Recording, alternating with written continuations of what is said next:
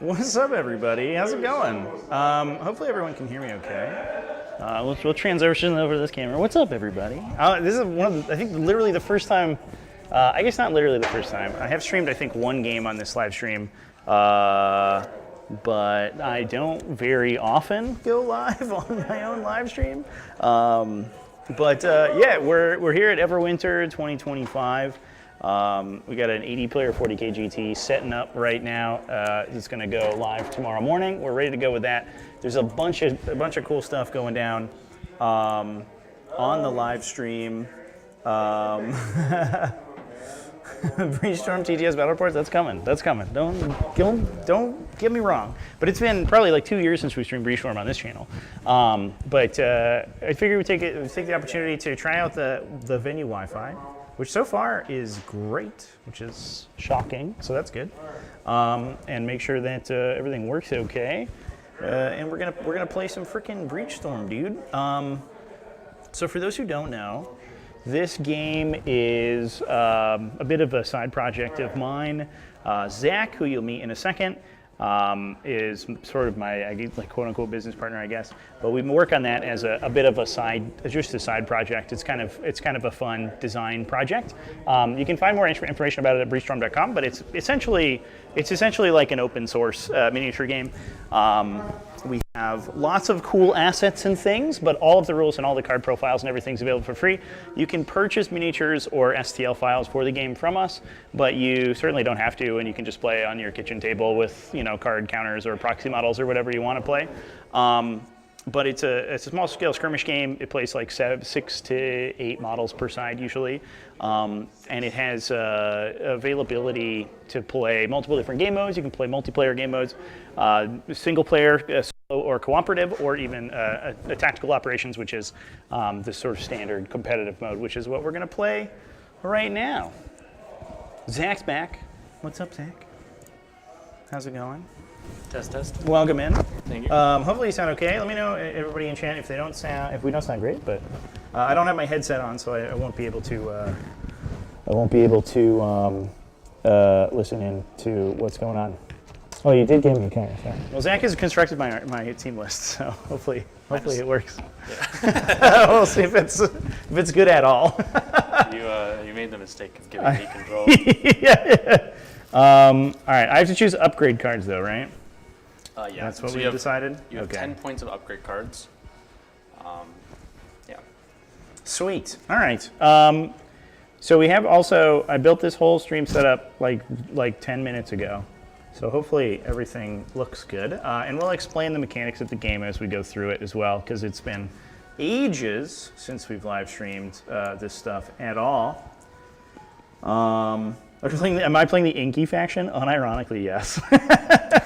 True. Indeed, I am. Unfortunately, I don't have my models, but one of my models is named after Inky.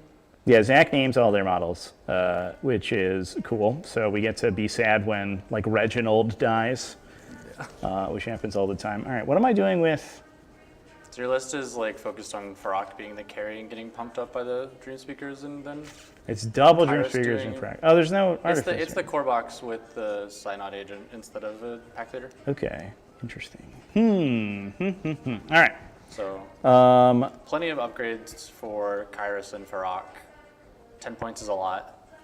Upgrade cards in this game cost between 1 and 3. Models will have between 1 and 3 slots for upgrades. Some upgrade slots will have icons. If it has an icon, it means you can use an upgrade with that icon, right? If it is blank, you can only use kind of uncategorized upgrades, so to speak. Yeah. You can use uncategorized upgrades in slotted or like iconed slots, though. And so when you think about the characters and the officers, they tend to have a little bit more slots, and so 10 points will get you quite a few. Yeah, for sure. I think we're gonna play a kind of dodgy Farrak. We're gonna take Adrenaline Surge, so I'll increase my dodge once per game, and I'll take Oath of Resolution so that she takes less damage as long as she's mad at people. And then we'll take Oath of Serenity on one of my warriors. Makes sense. That's only 3 points. 10 points, it's so many. We're going to take Onslaught on Kairos and Leap, I guess. Let's We'll just windmill slam all these bad Mamma Jammas. He doesn't have a. Oh, you're right. He's contractor Kairos, not faction Kairos.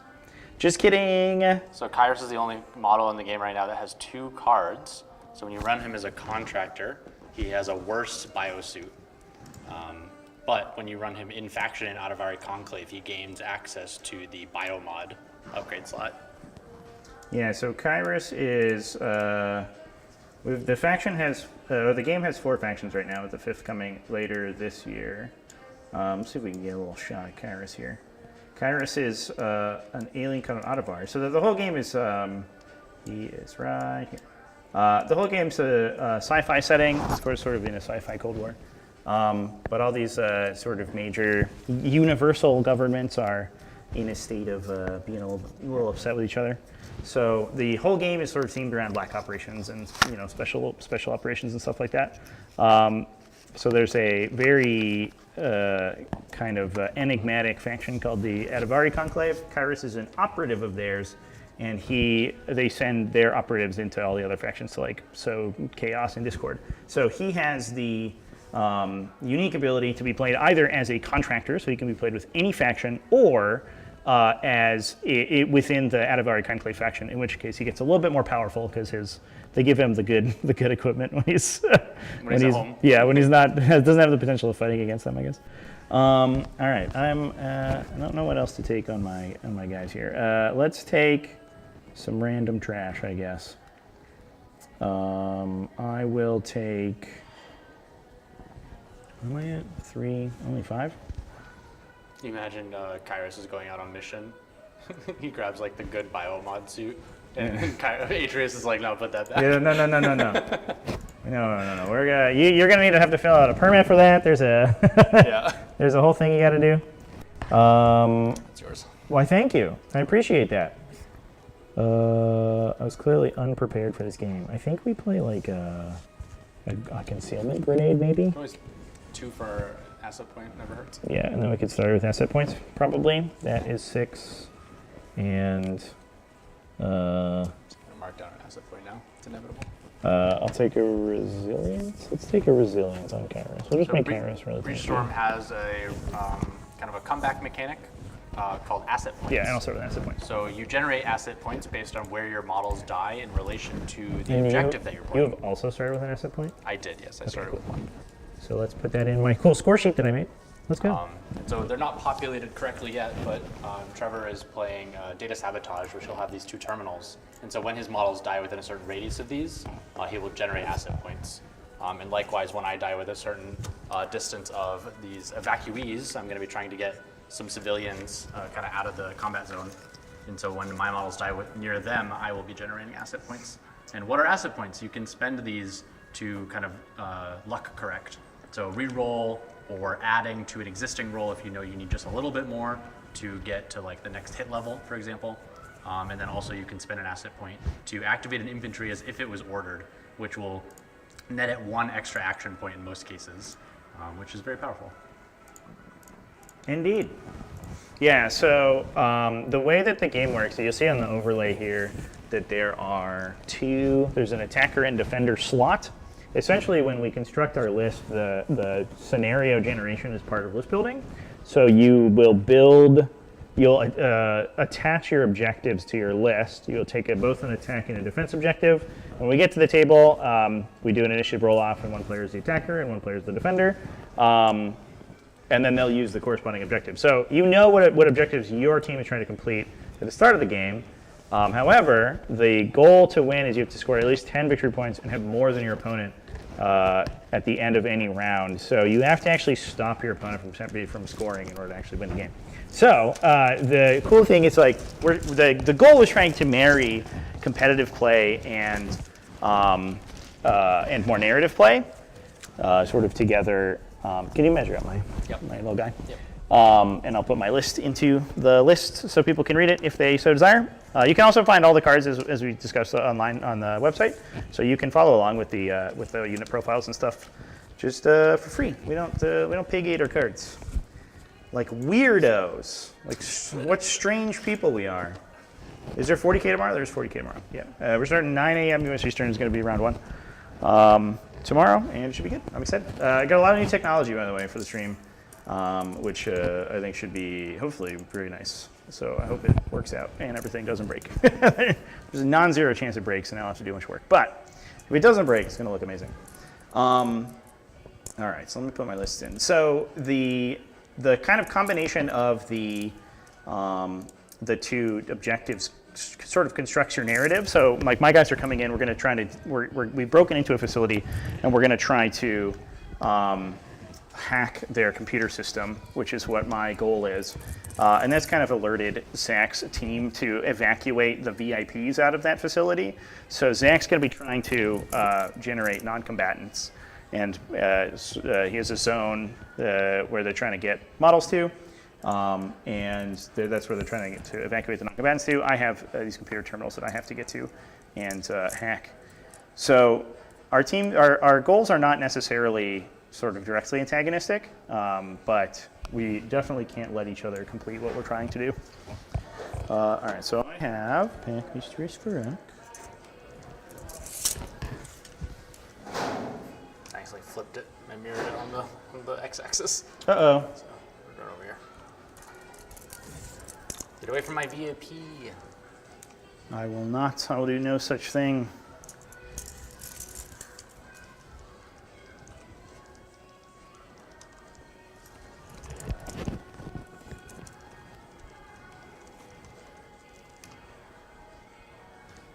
Oh, we got this hardcore background track going on right now. Yeah. Chappelle Rowan, right? Mm-hmm. Okay, 13. So as we start to play, you guys will notice that we're almost always measuring edge of base to edge of base. So in this game, everything is essentially 2D. So models are measured by the distance from their bases, terrain. Same thing, the outside edge of the base. Measuring line of sight is base to base, etc. All right, now my list is in. Cool. So hopefully, the game reads pretty good from a top-down perspective. Yeah, I think we'll be okay. Hopefully we look good. All right, let me grab all my cards. Does that look 13 to you? That is, yep, looking good to me. So the other thing about the pre-game here is that there is there's a terrain placement phase. I have 3 pack warriors. Yeah. Okay, cool. And so the terrain setup is also part of the setup process. What we typically do is the game comes with 2-dimensional templates, and we have neoprene versions that are available as well. And you can also just print them and play them on paper cutouts off the website if you want to. However, what we will do is we'll place 3-dimensional elements on top of them, so we get the best of both worlds. We can remove them to measure around them if we really need to, or they will look cool otherwise. The other thing is that all the terrain's like pretty generic. Things are just like obstructions or low terrain. There's nothing's like specifically a ruin or a forest, which lets you kind of theme your tables as however you want. So we have like a ton of different tables for when we run events, and they're all just different themes. We have like a volcano table. We have a bunch of different jungle tables. Zach's got an alien table that they made that's like sick for our Volucrid, our like Tyranid faction. And yeah, so, but they all just like sort of theme correctly, essentially, based on however you want to construct your terrain. There's no hard and fast rule for it. Nurgle Matt's in chat. What's up, dude? How's it going, man? Got a little bit of a late night stream for you. All right. I know that guy. I know that guy. I know that guy. I'm gonna move my microphone a little bit. Hopefully it doesn't sound too bad. Go brushing it with my chin. Did anyone, we sound good, I assume? Hopefully we sound good. Right. Nobody said that we sound bad, so sweet. Hopefully we're good. I trust them. As the attacker, I get to do whatever I want first. That's true. The only restrictions are that the terrain cannot go within 6 inches of a table edge, or generally speaking, 2 inches of another terrain feature or a scenario element, with some exceptions. So I'm going to start first. What's up? Should we go over the pool real quick? We can go over it, I think, as we place it. Okay, all right. Which does, I think, makes more sense. Yeah. I think what I'm gonna do is give myself this. And I hope that makes sense. And if it doesn't, then I'll lose, probably. but in theory. Incredible. All right, here we go. And I have some nice terrain that we can place on top of this that I built. Whew. We almost never play with this board. It's fun. I know. I brought it up because it's kind of zany looking. I don't know if it reads super well because it's kind of bright. The mat's very busy, but hopefully it doesn't look too bad. So this is the template. So the terrain is the whole game sort of like considers itself two-dimensional, but then we get to place a nice big building on top of that. So Trevor and I we each placed an obstruction, which cannot be seen through and cannot be traversed through, generally speaking. Generally speaking. Yeah, we are able to breach the obstructions, which allows us to move through them, but otherwise they are impassable. Let me see if I can get a nicer angle for the deployment here. I do apologize, folks. So a big don't typically part do this of, while also playing. A big part of the scenario element that I am playing is I'm trying to evacuate these VIPs, right? So as they get to this zone, and at the end of the round they will disappear, and I'll score points based off of it. I will then get to pick a building which then the VIPs are like being generated from. And so Yeah, they're vacuuming out of it. Yeah, so it's in my best interest to put a building essentially really close to the zone. Yep. So I'm going to place, this is obscuring terrain. You can move through it, and it will give you like light cover if you're inside it.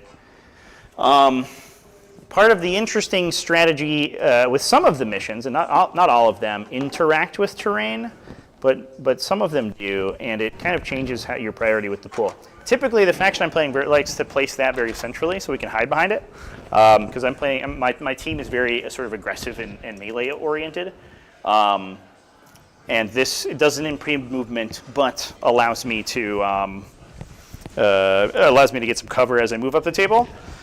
But the fact that Zach's mission interacts with the obstructions means that if I start by placing obstructions, the pressure's on Zach to immediately set up the facility they want to evacuate from, because otherwise I could steal them and make it really difficult for them to evacuate. Yeah. They would have chosen a poor evacuation spot. We can do a little bit of a breakdown of the factions as well. I'm playing the Zrenthrar Prides, who are the Inky faction. So they're the felinoid aliens. So they're all sort of lions and tigers and stuff. And each faction has like unique identity and mechanics. For the Sren, they are sort of like honor-bound warriors, and so my goal essentially is to lose my models gloriously in epic combat. And so I'll generate Fury tokens as my units are destroyed, which will give me a bonus. Interested in? Oh man, I can just my overlay is so tight that I can basically just look at it to see whether or not what I'm placing is in my deployment zone. Sick. Let's go. That's sick. So I want to play kind of like in like a death ball that wanders around, and then as my stuff gets knocked out, I'll generate tokens that let me make more additional attacks, which is the idea. So I'm going to place. This is low terrain. This little guy right here. This just provides cover. It doesn't block line of sight, but it will give me a little bit of cover from the guns. And we also have. We can just use these, I think, probably. Yeah, that's fine. As the templates. They're a little smaller, but that's okay. Just so that we don't have two that are sliding around. Oh, sure. And this thing's like that. And then this is going to be difficult terrain. I have the little difficult terrain things over here. Where did they end up? Right here. Sorry. Oh, yeah.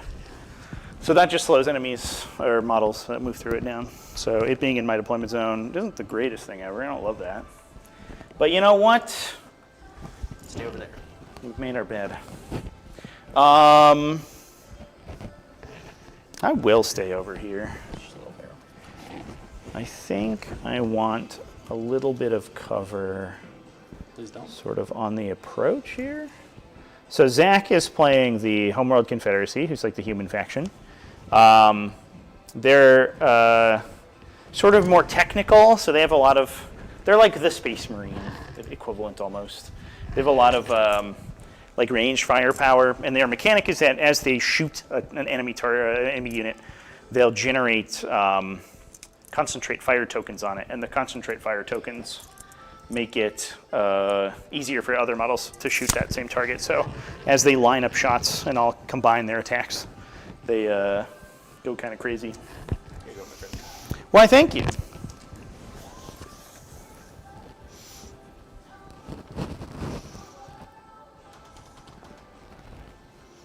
I think what I'm gonna do I give myself something else to hide behind back here? I don't hate it. It feels like we've kind of just constructed this big, this fight on this side. So I think we'll do that, and then we'll see how we feel. Okay. Sweet. Cool. So now that the terrain phase is over, it is deployment. The attacker will deploy first. You deploy your entire army up to 12 inches. And then when Trevor is done, I will then get to deploy. And attacker always gets to go first. And so then once I'm done deploying, Trevor will make the first move. Indeed. And the game is sort of nominally alternating activation. So I'll move something and then Zach will move something. But we have units called field officers who are the leaders of the team. And they will always activate first, but they have orders they can issue that will grant other members of the squad, or they'll let our infantry, our regular models, to move around. We're going to play really aggressively here and see how we feel. I think we're going to put Kairos 3 inches away from this building. And then Kairos is like going to be interesting because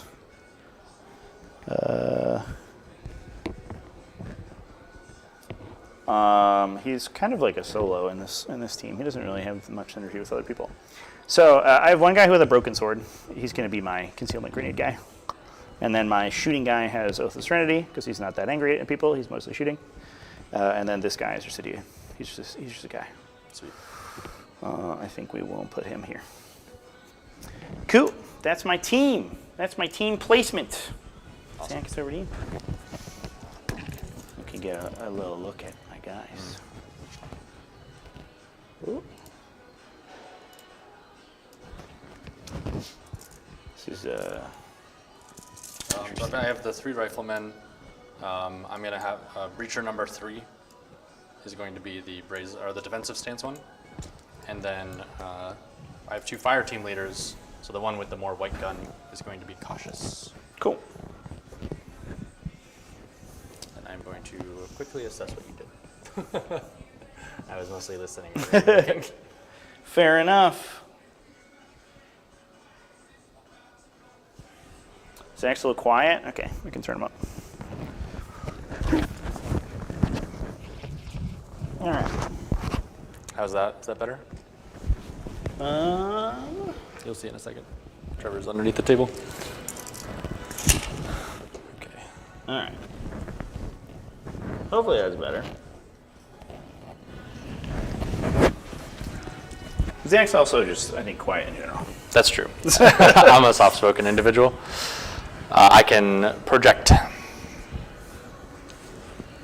this calyx is painted so good. It's Dr. Rhino, right? Dr. Rhino on Twitch. Yep. Painted, the calyx we're using. Dr. Rhino painted a couple things. Been a big friend. It's just painted so nice. It's so nice.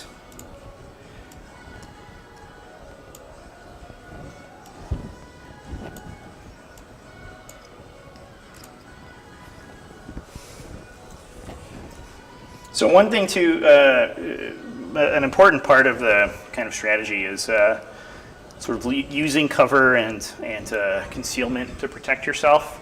Especially Zach's team, it depends on the faction you're playing against. Some factions are much more melee oriented, then you kind of want like wide open spaces to be able to fight them. Obviously, Homework Confederacy is all about guns. Everybody's got a gun. They got really good guns. And so utilizing cover is going to be what I need to do to keep myself safe. Oh, hi, Kalex. What are you doing over there? All right. And so as a final thing for my team, because of the objective I'm playing, all of my non-combatants get to make a 4-inch move before Trevor gets to go. So they start in a certain location, but then you kind of have a little bit of flexibility to react to what the attacker does, so that your civilians don't just immediately die. That's true. Yeah, so the little blue tokens there are the non-combatants. We don't have miniatures for them yet, but we will. I'm working on it. All right, and then that begins the game. Give me a handshake. Good luck. Good luck. Good luck and stuff. So we are on. Let's update our score sheet. We're on round 1. Boom. We will score victory points. Either some mission objectives will score as the round goes on. Otherwise, we'll score at the end of the round in the victory phase. And at the end of the victory phase, if anybody's at 10 points and more than your opponent, then you win. Typically, missions will score like between 3 and 4 points per round. So like usually we'll get 3 rounds in essentially. Yeah. All right. So I'm gonna start with my. You did kind of set up quite a bit over here on this right flank, which I don't love. I just picked up my mouse like I was gonna measure with it. Nice. So I might just start with Kairos so that he's not in danger. What Zach could do, so Kalex is this model over here. She's another contractor, and she's like very good at killing field officers. She's like a little assassin. And so if Zach's able to pin down Kairos on the side here, they could get Kalex into him early, which would be very bad. So I think we're gonna try to not have that happen. So what I'll do is I'm gonna start by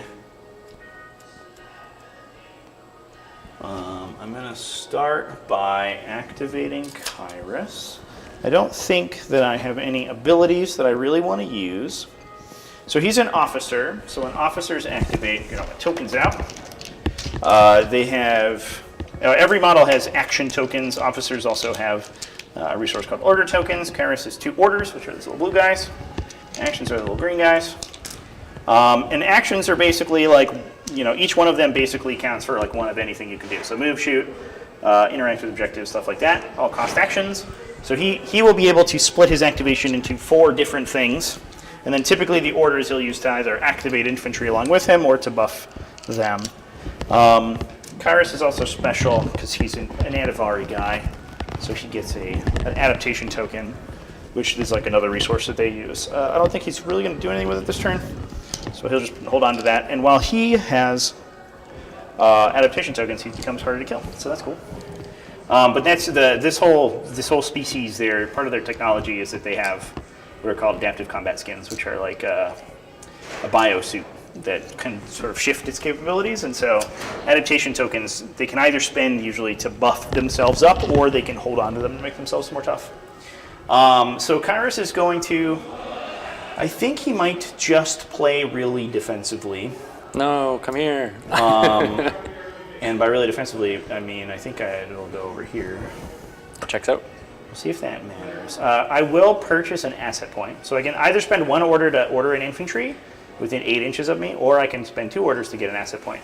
And the asset points you can do some cool stuff with. You can do stuff like push your models around, reroll your dice rolls. They're kind of like command points in 40K. But the way to generate them is with your officers basically taking their turn off.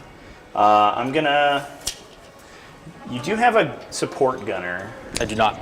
You do not have a support gunner. No support gunners. 2 breachers and 3 riflemen. Yeah. So support gunners they're a machine gun unit for Homeworld, and they have an ability to shoot on my turn. But if there's none of them, then I can do whatever I want. That's true. And it's fine. And no interrupts except for Kalex. Yep. So Kalex can nuke my psychic powers because she is an anti-psyker. So what I could do is like try to get cheeky and make your guys shoot each other. If I really wanted to. But if I moved 8 to here to do that, I think I would maybe explode. Is the Breacher within 6 inches of Calyx? He is. Well, then I can't do that. She'll stop me. You could try. I could try. You can try. So I think I'm just going to take a really boring turn. I think I'm just going to run Kairos over here. He's going to hide behind his building. He's going to hang out. He's going to hold on to this token, which gives him dodge, and then that will be my whole turn for round 1. Sweet. What a time to be alive. What a time to be alive. I'm going to use this little red token to indicate when my models have activated. And that's what's up. That's what's going on. Awesome. I'm going to activate my fire team leader, who is cautious. It's the one with the white gun over here. He has 4 actions and 3 order tokens. And so my game plan is, like I said, getting these VIPs to this zone. How I do that is at the end of the round, if they were not interacted with, they will make a move. However, I want to try to get them into the zone before that in order so that they can actually evacuate. And so I need to get base to base with them and then spend an action to interact. And so we're going to do that. So I'm going to spend 2 to buy an asset point. You guys will notice a little bit of a theme for Trevor and I's early rounds. Kind of testing the waters. I'm going to activate this rifleman with my 3rd order. So when you order an infantry, they will generate their initial action tokens. So models in Homeworld get 2 as a base. But then, in addition, because they were ordered, they will get a 3rd one. And so our models in Breachstorm, infantry in particular, are more effective when their officers tell them what to do. When you activate an infantry, it pauses your officer's turn. So I will not be able to do anything with my officer until I am done with this infantry. When the infantry is done, I've spent everything I want to. It will then return back to my officer, and you kind of do that song and dance for all your resources. In this case, I'm out of orders, and so I will just then do stuff with my officer. I'm going to spend 1 action token to move base to base, 1 to activate the non-combatant, who kind of a funny little chain. The officer activates the infantry then activates the non-combatant. Yeah, that's a special mechanic for Zach's mission objective. The non-combatants typically don't like activate normally, but essentially Zach can use their units to like usher them around, and so you can activate them by interacting with them with something like that. Your models. So that's 2 actions to walk. I'm tiptoeing into the zone. It then goes from there back to my infantry.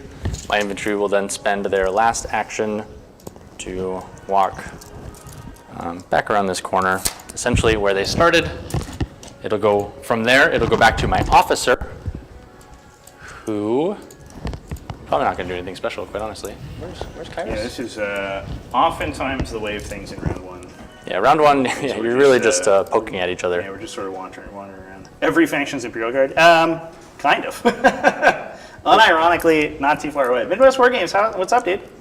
How's it going? Is that how Imperial Guard work in 40K? Yeah, so they have an order mechanic where they issue buffs, like their faction's buffs essentially are all issued by officers at the start of your turn. Oh, okay. Which they don't like activate, right? Because it's not an alternating activation thing, but they grant you sort of extra bonuses. Back to you. They take their mediocre stats from mediocre to good. Nice.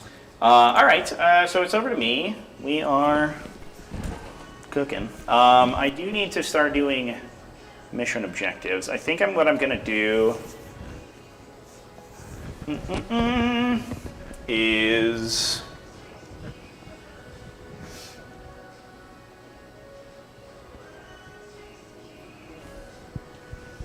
I have to order Farrak because she's my field officer. And I should, Farrak, I did do this a little bit out of order, but she starts with an action token every turn because she can countercharge people. She gets counterattack. She's like a space wolf. But then she gets 2 when she activates, plus she gets orders. I think we might keep my infantry kind of sedate right now. As much as I want to push them forward, Zach's like big brick of idiots will kill me. So this breacher has activated. No, this rifleman. That rifleman has activated. Okay, all right. Yeah. Well, I'll use some of our co-op tokens. Do you have the little deactivated? Oh yeah, of course. Do we? The official, Yeah. the activation token. That's funny. All right, so Bam. boosh. Deactivated. Yeah, I don't have too much I need to do right now. We really need to stage here this turn. So I'll activate Farok. I think we'll also get an Esper. Did you get an Esper on your turn? I did. Okay, so Yep. you're So at we're two. both at 2. Unless I'll you're go to buying a third one 3. right now. Yeah, I'll go to 3. Farok also has an order she can issue, which gives someone Fury, which is what I'm going to do. We're going to give it to this Dream Speaker, I suppose. The Fury tokens is like this faction's special mechanic. I can spend them to make melee attacks. So they're like extra actions, but I only get melee stuff with them. She's going to walk. The other important detail about Fury tokens is they're one of the few token types in the game that do not go away at the end of the round. That's true. So Fury stays with you for the entire game. So you can kind of build it early on, and then you have a very powerful late game. Yep. So I'm just going to spend 2 to move. I'm going to move over to here. She and Kairos are going to be best friends. I'm going to keep a token on myself, though, so that I can move reactively, if you let me. And that, I think, is going to be my turn. Okay. So officer number 2, 4 and 3. My order token's away. I shouldn't have done that. Okay. And 3. Rebasing mortars for LVO. Are you doing cool like dioramas on the bases? That's my favorite thing about. I'm gonna buy a third. Imperial Guard like stuff. Imperial Guard. What's the word?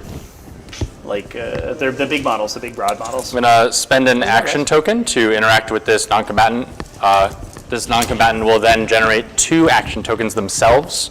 And so I will then walk with this non-combatant. It is in my interest to keep them out of the zone because all non-combatants in the zone at the end of the round will score me 2 points. However, I score to a maximum of 4 on this scenario. And so I'm going to score 4 with only one of them evacuating. And so this kind of primes them to be able to go into the zone next round. Indeed. The evacuee is done, so it'll go back to my officer. My officer is then going to use a special order the fire team leaders have on the back of their card called Tactical Reposition. All friendly faction models within a radius, so 8 inches, which is going to be everyone except Cordell over here, is going to be able to make a 2-inch move. It's especially useful for moving your dudes out of melee if you need to. Yes. And so we're going to move both breachers up a little. But I think I'm going to elect to keep everyone else kind of where they are because we're all kind of benefiting from cover and I don't want to ruin that. With my remaining actions, I am going to hand it over to you. Sick. Let's go. All right, so I will. I have to start activating infantry because I have no more officers to go with. So we'll go with this little warrior right here. He is simply going to move to such a position where he is touching the terminal.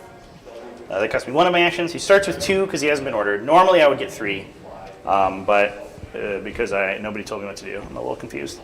I will then interact with the terminal. So the way that my mission works is that it flips the terminal to my control. I'm going to put a little attacker symbol on top of it to designate that it's controlled by me. And then I will score at the end of the round for how many of those terminals that I control. So that will give me a victory point. I score 1 victory point the first time I interact each round, and then the rest are at the end. And that's my whole turn. Sweet. All right. I am going to activate this breacher. Similarly, I am going to get 2 actions because they were not ordered. I'm going to use one of those actions to make a 4-inch move. And then the other action, I'm going to use a special action on the back of the breacher's card, which is to place an ABM marker, which is a tiny little explosive robot. Beep boop. Little explosive spider. So how this works is that I'll spend an action and I get to place this model base to base with him, after which I can make a 6-inch move. At the end of the move, I may elect to kind of blow him up. However, I do not have to, and so I can kind of set these little landmines. They don't go off automatically, but I can use this ability again in the future to either make a new one or perform that 6-inch move and kind of explode them with one that exists. And so that is going to be me. I'm going to walk that little spider towards you. I don't like that. Yeah, my faction here tends to be kind of lightly armored. We're very dodgy. We get to move a lot in my opponent's turn, but I don't have a lot of good defenses. So like random explosives like this little guy are a little scary. The other thing that does is Breaches. it breaches the terrain. Yeah. So what it's going to let Zach do is they're ABM because they're autonomous breaching munitions. So it's a little robot that goes up to buildings and blows holes in them. If it has detonated in contact with an obstruction, so one of the big buildings, then that becomes breached for Zach's team, and their models can move through it without penalty. They just can't end inside it. Is currently how the rule works, but what it lets them do is move, especially around corners and stuff. Oops. Which it makes it a lot easier to move around because these are big old bricks. All right, so it's over to me. I think what I'm gonna do is just start moving my dream speakers. So I'm gonna push a dream speaker up to here. The dream speakers they're like chaplains for this Renthrar essentially, and what they can do is they have a resource called psychokinetic points. Kairos also does the same thing, and Kalex also has them, but to block other people's psychokinetics. And they can use them to generate Fury tokens. So I'm going to start putting Fury tokens, onto Farok here. So she's going to generate 1. If I want to, I could spend a bunch of them in a round. They start with 2 psychokinetic points, 2 PKP. I could spend all of them over the course of a round, and then I would be burned out. I have an action I can use called Refresh, which will regenerate 1 of them, so I'm going to use that. So I'm essentially going to get that Fury token for free, but if I wanted to in the future, I could spend multiple PKP in a round to like have a really big turn. But that's all I got going on. That's my big, huge turn. We're going to activate Breacher number 3 over here. He's going to get 2 action tokens. I'm going to spend the first one to move, and then I'm going to spend the second one to walk this spider a second time. Oh no, I'm getting spider mind. So I'm not going to get super tricky with it because I think I want to benefit from the breaching that we just talked about. So I'm going to put that in base-to-base contact with both the building and also with Farok. So Farok will not gain any cover from the building because I am past the corner. And we're going to make an attack. Yay, we get to do an attack roll. First attack of the game. And so this gets removed. I'm going to apply the breached condition to this obstruction for my team. So even though it is breached, Trevor cannot benefit from it unless he were to do it himself. Right. There are some effects that breach of buildings for both players, but generally speaking, they are specific to your team. Cool. So this is an AoE attack. So it's centered on where the robot was. So typically how that works is that when an AoE attack goes off, there's you place an AoE marker. And then you have a radius value from that marker. The marker is a 30mm marker. Fortunately, the ABM token is a 30mm token. So everybody within an inch of that, because it's a 1-inch radius, would be hit, and you would roll an attack against them. Line of sight is traced between bases, and whether or not you're benefiting from cover or being obscured by terrain is also traced in line between the base. So the reason that it's important that Zach was able to get all the way around the corner was that there is no line that will trace over the base there yet. Yeah, so if it was here, Trevor would have gained cover. Right, exactly. In addition, however, because your models do block line of sight to each other, because Farok's in the front of that ABM, it's not going to hit anybody else because she's going to eat the whole grenade. Yeah. All right, so let's roll an attack. All right. Let's do it. The accuracy of this weapon is 4, which means I'm rolling 46. And then no matter how many accuracy you have in Breachstorm, you only ever get to select 3. So even if I were rolling 10 dice, I would have to pick 3 of them. I rolled really well in this case, so I'm going to pick these for a total result of 15. After that, you subtract the evasion of the model you were attempting to hit. Farok is extremely dodgy. She's the highest evasion in the game. Actually, do you want to grab your Breacher's card? Oh, yeah, sure. You can just put the card in the dice box. Oh, yeah, sure. It's actually facing this way. Okay. So yeah, EV is the evasion value on my card. So I'm evasion 8. So 8 is subtracted from whatever the result of the 3 dice were that the attacker chose. So that means that you can roll like absolutely staggering accuracy values. You can have like huge accuracy weapons with a bunch of bonuses that roll like 10 dice, but you only ever get to choose 3 of them. And then whatever the result is after that 8 gets subtracted because of my evasion is actually what the result is. So there's a track. I'll just indicate sort of on my weapon profile here. Yeah, it's larger. There's a track. The yellow, orange, or red result will tell me how much damage I do from that attack and any special effects that I have. Yep. So in this case, what do you hit me for? I got a 7-up, which is a crit for 5 damage, and then it applies 2 separate effects. It has impact, which is an optional thing. I'm going to choose not to impact you. And then also it concusses you. Okay. So I'm concussed, which is a token. So we'll throw that on track over here. That lets attacks targeting her reroll a dice because she doesn't see him coming. She's a little disoriented. And then you're doing 5 damage to me, which is rude, and I don't like it. So each of the little boxes up here is a hit point. So most models will have like 20 to 30 usually. Frock's relatively tanky. She has 28. However, she also has defenses she can use. Everyone in my faction can dodge because we're very speedy, so we can dodge out of the way of enemies. It doesn't reduce damage by that much, but it lets me move. I'm not going to do that though because I just want to take less damage here, I think. So I will use my resist defense, which has the damage I would take rounding up. So I would take 3. the defenses on models are located in the bottom right. There are these icons. This one is armor. You reduce by the value. So if I were to get hit, I could reduce it by 3, for example.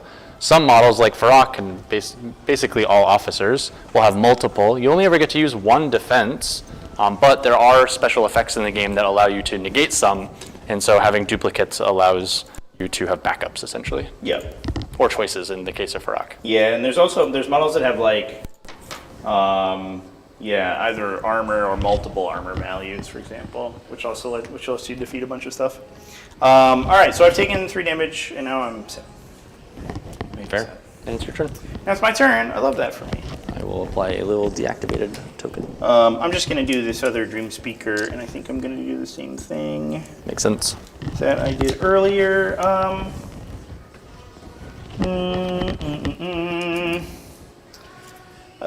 I could, if I got really feisty, I could try to send a Fury token to Farok with my Oath of Serenity guy. So that might be the game plan. And you have to activate still 2 riflemen and Calyx. Kalex is all the way over here. She's very fast, but she's all the way over there. And then the 2 riflemen. Okay.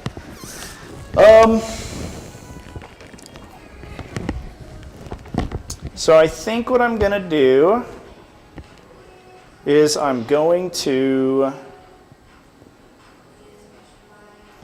activate my I'll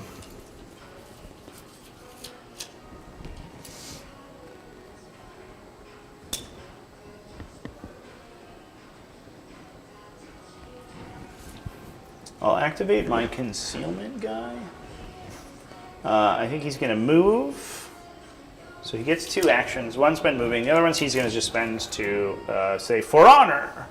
It moves him 3 inches. It's a special action that the pack warriors have.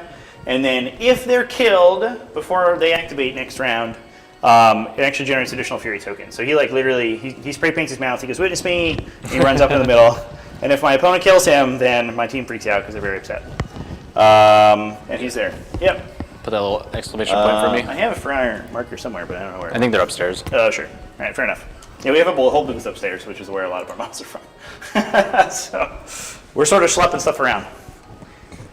Everwinter is spread over multiple floors this year, which is logistically interesting. We're so close and yet so far. The only staircase is kind of in the middle of the horseshoe. Like literally directly above. Yeah, you can imagine Everwinter this year as a horseshoe, and we're at the either end. Right. It's like an upright horseshoe. Yeah. So I'm not going to go upstairs to get that token for you guys. I apologize. Sad. I'm just going to move Nathan twice with his 2 actions. Nathan. Easy peasy. Silly Nathan. Back to you. Cool. Interesting. I'm curious as to, I gave myself this smoke grenade, which lets me generate obscuring terrain. But I don't know how I'm going to use it. Is going to be the open question. And what we might do is try to like drop it. Probably not round 1. On you. No, round 1 would be bad. No, it only lasts a round, so it would disappear almost immediately. But we could drop it first activation next round, like right here, and make this really awkward to shoot down, which would be kind of cool. I will think about that in a sec, though. So this guy, we're going to pay an asset point, so I'm going to do my first tactical asset of the game. So I'm going to go from 3 down to 2, and he's going to use Command Imperative, which lets him activate as if he were commanded. So he'd only get 2 tokens. However, I can spend a tactical asset to give him 3 instead. So what he's going to be able to do with that is move twice, which is going to get him 10 inches. Here's one move. Here's another move. And then he's going to interact with the objective. So it will flip to my control. Poink. And I will be happy. Cool. I will be happy. And that is my turn because that's Sweet. what I've done. And I'm going to put a little token on it to make sure that we know that it's fine. Ooh. Perfect. Did it.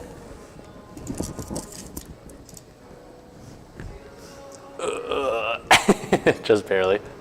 I was considering getting like a cheeky little shot while remaining in cover, but I will have to get completely out of cover in order to reach Trevor at all, which is not worth it. And so I'm going to move the one time. The downside of the humans, the gross humans in this game, at least so far, is that they're really slow. Basically, almost across the board, all the human characters are really slow and kind of chunky. So Zach's team is like generally harder to kill than mine because they have all this power armor on, but they don't have dodge, so they can't. My models can move in response to shooting, but Zach's can't. So if a rifleman gets caught out in the open, it's over. Yeah. It's over. Yeah, the pack warriors have like plasma guns that are really short range, where they do like incredible damage if you're just like chilling. All right, so we could do a cheeky thing, and I think we will because I can't be bothered to do anything else cool. So here's what we're gonna do. We're gonna move this Dream Speaker twice. I'm gonna dock myself a little bit because I have to go around the corner there. So we'll just do something like this. And then what I'll do is I'll use her ability to assign a Fury token to this guy. This guy's an upgrade, however, called Oath of Serenity, that when he's assigned a Fury token, he can assign it to somebody else instead. And then he just can't be assigned any more Fury tokens until the end of the round. But the round's about to end, so we're nailing it. Did you explain that it's unique per rule? Yeah, generally speaking, each way to say that you gain Fury tokens, you only get once. But you can gain multiple. You can combo together multiple different things to get a bunch of Fury tokens. Yeah. So especially if I lose models early, that's a really easy way to lose games against this faction. Is if you accidentally kill someone really early, they generate Fury tokens for everybody within 6. Yeah. Sometimes they generate additional ones if they have like used For Honor, for example, the action I did over here to move that guy. And then like Dream Speakers can shuffle Fury around in response to people being killed. So you could be like, this seems pretty okay, and then suddenly there's a really powerful character with like 4 or 5 extra attacks on them. It was like absolutely insane. And so last but not least, and I don't think I'm going to do anything like particularly cool with Calyx this round, but Calyx has a unique mechanic in that she is an infantry. However, she has 4 actions and then -2. And so if an officer tells her what to do, she actually like gets less effective, which is the opposite of every other infantry in the game. And so you're incentivized to basically activate her at the end of the round and kind of let her do her thing. And so she's going to get 4 actions and activate at the end of the round. This is very powerful. But I don't think I'm going to do anything particularly interesting with it because I don't want her to die. She's very squishy. Yeah, she does have a little resilience. She has a special rule called the Self-Preservation Protocol, where essentially after you kill her, you have to kill her again. But she dies in like 1 or 2 attacks typically, so she can kind of duck out of. She wants to play like a real skirmishy game where she like just sort of dives into a fight and then ducks out. Can you hand me a 30? Yeah. I think You have to have one with a cat on it, though. that's fine. That's the trade-off. I don't want it. No, I won't do it. I'm going to demonstrate the kind of cool effect of being able to remove terrain temporarily. Okay. So what I'm doing is I'm pre-measuring to see if I could get a cheeky little stab off. And the answer is no. Not without dying, at least. And I don't want that. Yeah, I don't think even Calyx would survive in that right in open here. That seems very dangerous. That's where my whole team is. Yes. If you were a little bit closer, I think I could, because I would be able to onslaught back, or, yeah. Oh, sure. Onslaught backwards. But, Yeah, even then it gets funny. yeah. Because, like, Kyrus can burn out. Kyrus can overpower your anti-psych abilities. He has more psychokinetic points than you do. Yes. So he'll get there eventually. And that is, I believe, the last model in the game, right? Yeah, that looks like everything. So the round ends. So We'll calculate points. we'll get points. My mission objectives are to interact with a zone every turn, and to have each objective interacted with so that they're controlled by me. So we have the little red token on them, and I have to have models guarding them. So right now we have completed all of my mission parameters, which means I will score a total of up to 4 points. And I believe Zach has done the same. That's true. So this guy will evacuate safely for 2 points. I get a point for none of my evacuees dying, and then I will get an additional point from this one for being near the zone. Yep. And so I will score 4. Yep. And then you spent one objective or one asset point. I Right? am at You're at 2. currently at 2. Yeah. Yep. Unlike like 40k or something, the asset points don't regenerate passively. Your mission will typically have ways for you to get them. Usually it's because your models have died. So it's a little bit of a comeback in that when your models are destroyed completing your objectives, then you'll get resources to spend. So that's a way that the game can sort of swing back around in a big way. But yeah, otherwise they don't regenerate sort of the normal way. All right, so let's do some. Oh, this is stressing. So That's for you. Oh, thank you. that one, please. What do you? Sorry. You're gonna generate a non-combatant for me, right? Oh, sure. Yeah.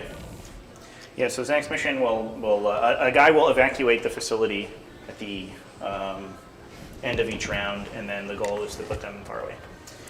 We could also put them. So Zach chooses a building, and I place the non-combatant. So I could put a non-combatant like here, And then murder. and then try to kill it, which will. They keep coming out. They're like Helldivers scientists. They keep respawning. They just Unlimited. Keep coming. Even if you kill them, they just keep coming. But also like Helldivers, you'll lose points if I kill them. True. And you'll be sad. Yeah. That's funny. Are we running this at Adepticon? We'll definitely be at Adepticon for sure. I think we tentatively have a booth, but there'll absolutely be big games going on. All right. It's my turn. So the way that initiative works each round is that the last person to have activated a field officer will have initiative, and we have a little token that we should use. I should actually put it in my little overlay, which I didn't do. Oh, that'd be Which cool. would have been smart. What we can do is we can put it in the do dice that. pool, little dice box. We can put it in the corner. Yeah. Which side has it? Yeah. I have a little token somewhere, but I didn't fish it out of my thing. It will typically stay with. I'll figure it out later. It'll typically stay with whoever the activation order at the start, unless you for some reason have like your number of field officers on the game changes. So it can flip to the other player if you like alpha strike and kill their field officers. It can also flip if you just start with more or less field officers than the other person, which typically means that like the average of field officers is 2, but otherwise it's like a thing. What that lets happen though is that even if you do get alpha striked and you didn't get to activate an officer, which is very bad, it means you won't get double activated on. And so that's a way that helps you kind of get back in the game. Yep, 100%. Cool. All right. So I have to go with a field officer, first here. So we could do some funny stuff. Don't. You're like, please, no? Consider. Kairos does have the ability to move Zach's models. Oh, no. Kalex, you have very carefully positioned Kalex, I can see, in a place to stop me from doing that, which is incredibly rude. Fair. And I wish you would just let me do whatever I wanted all the time. So as long as she's within 6 inches, which she is, we can see her right there, within 6 inches of Zach's people, then she can spend psychokinetic points to block my psychokinetic points. So I have to basically like outbid her on psychokinetics. Which you can do. Which I can do. Like it burns pretty- Kairos out of all of his resources for the game, though. But it means I could just like get a kill right now, which would be cool. I do love killing. Oh boy, here I go killing again. Consider if we just killed that guy. Um, Oh, man. Old school banger. yeah, dude, I don't know if y'all can hear this soundtrack that's going on. I don't know what's playing it in the background here, but they're playing some oldie but goodies.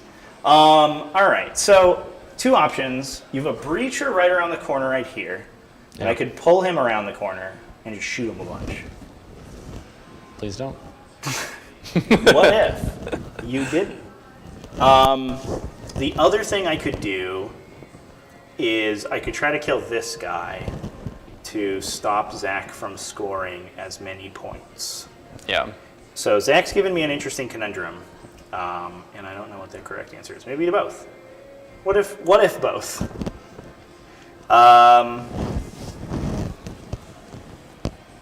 What does this guy have? Does he have anything? Is Yeah, cool he does. guy? He's the defensive stance guy. Okay, so he's better at being stabbed, or he's worse at being stabbed. He takes less damage when I stab him.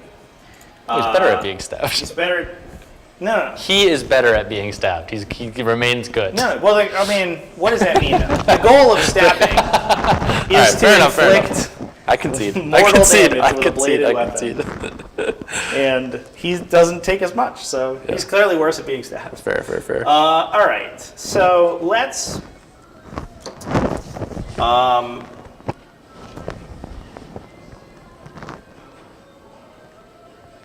I think we like do everything, and then we just go like ham, and then see if that was the wrong call. be like, Whatever, "Woo." it's cool. Look at all this cool stuff you can do. Am I within 6 of you? Where am I right now? Do I it, have man. to do anything? That's a great question. Oh, I knocked your mom Now over. you do. Oh, What if I just placed her 6 within of- 6 now? no, this guy.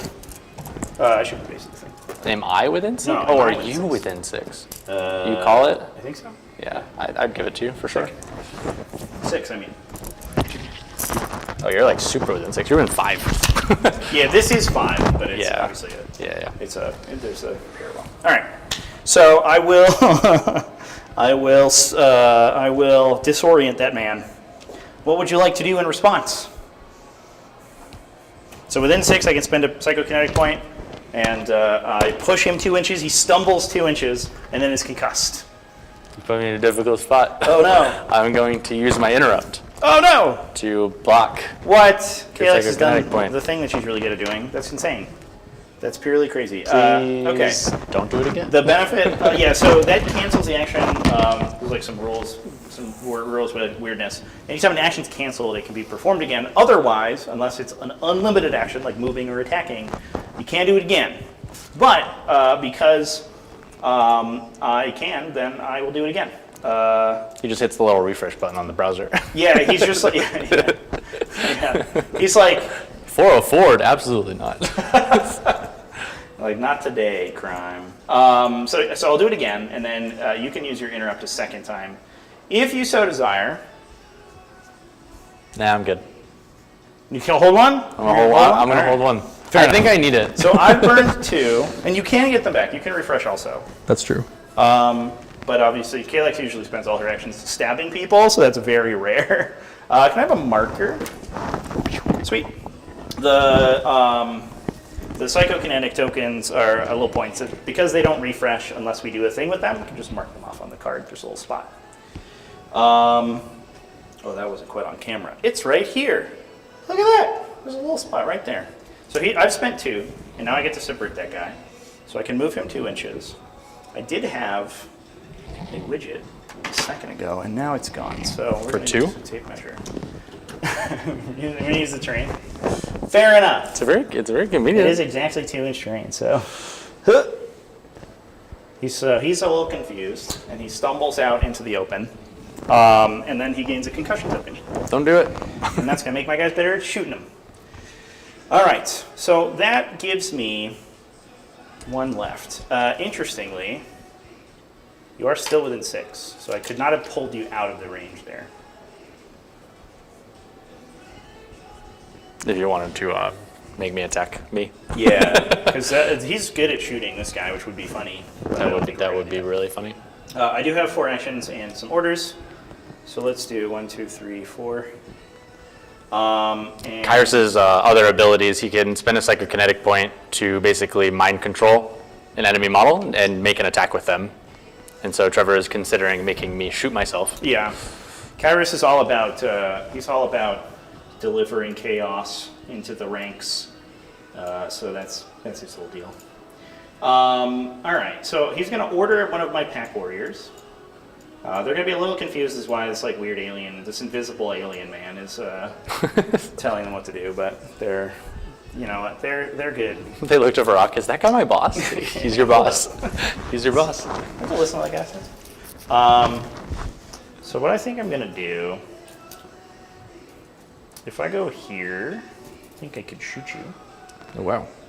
There he was in storm range, you think? I think so. Wow. I think that he is. If I grab one of my little epoxy pieces. So Trevor's about to storm. It's one of the 6 common actions in the game. Storm and assault are kind of like cousins. They're both a 3-inch move followed by an attack. So I think they're kind of akin to charges in other games. And storming is the ranged attack version.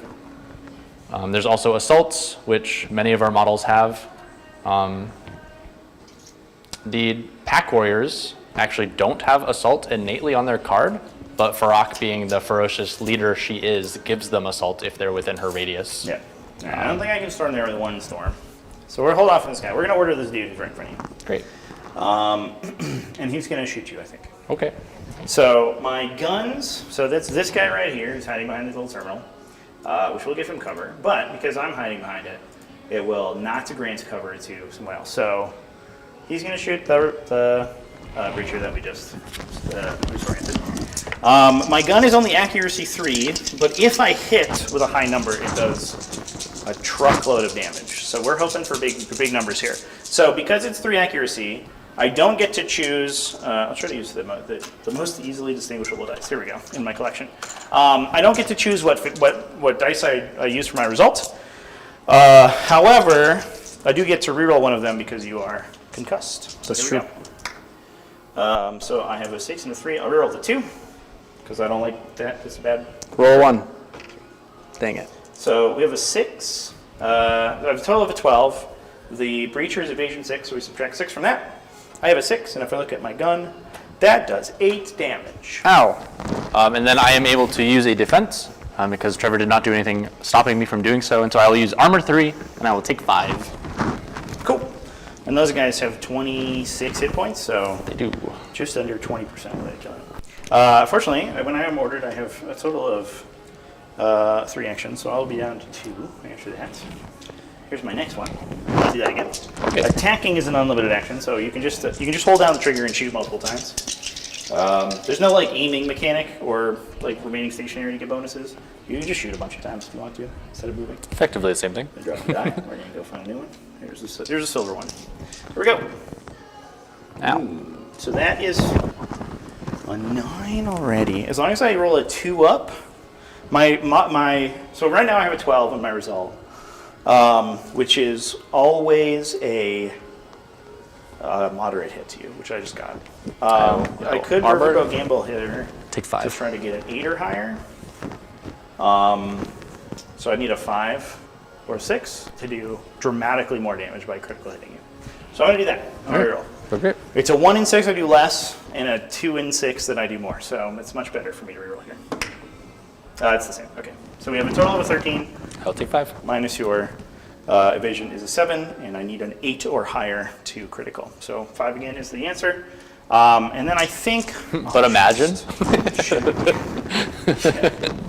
Yeah, We're real gamblers here. Just imagine. Oh no, I rolled terribly. So it's a 6. I'll definitely roll the 1 here to try to get a moderate, but right now we're not doing that much damage. No, it's a 1 into a 1. So that's only 6 minus your, 7, sorry, minus your 6 is a 1. It's a glancing hit for me, so 4 damage. And I will armor and take 1. I'll take 1 because the Breacher is really heavy armor on. Well, that was less good than I was hoping. Sad. I did 11 to him. That's true. I'm on 15. You are on 15. If you just repeat that, I'll still be alive. I know. Have that guy just shoot me a bunch. Just shoot you a bunch. Just have him shoot you a bunch of times. I think what we do.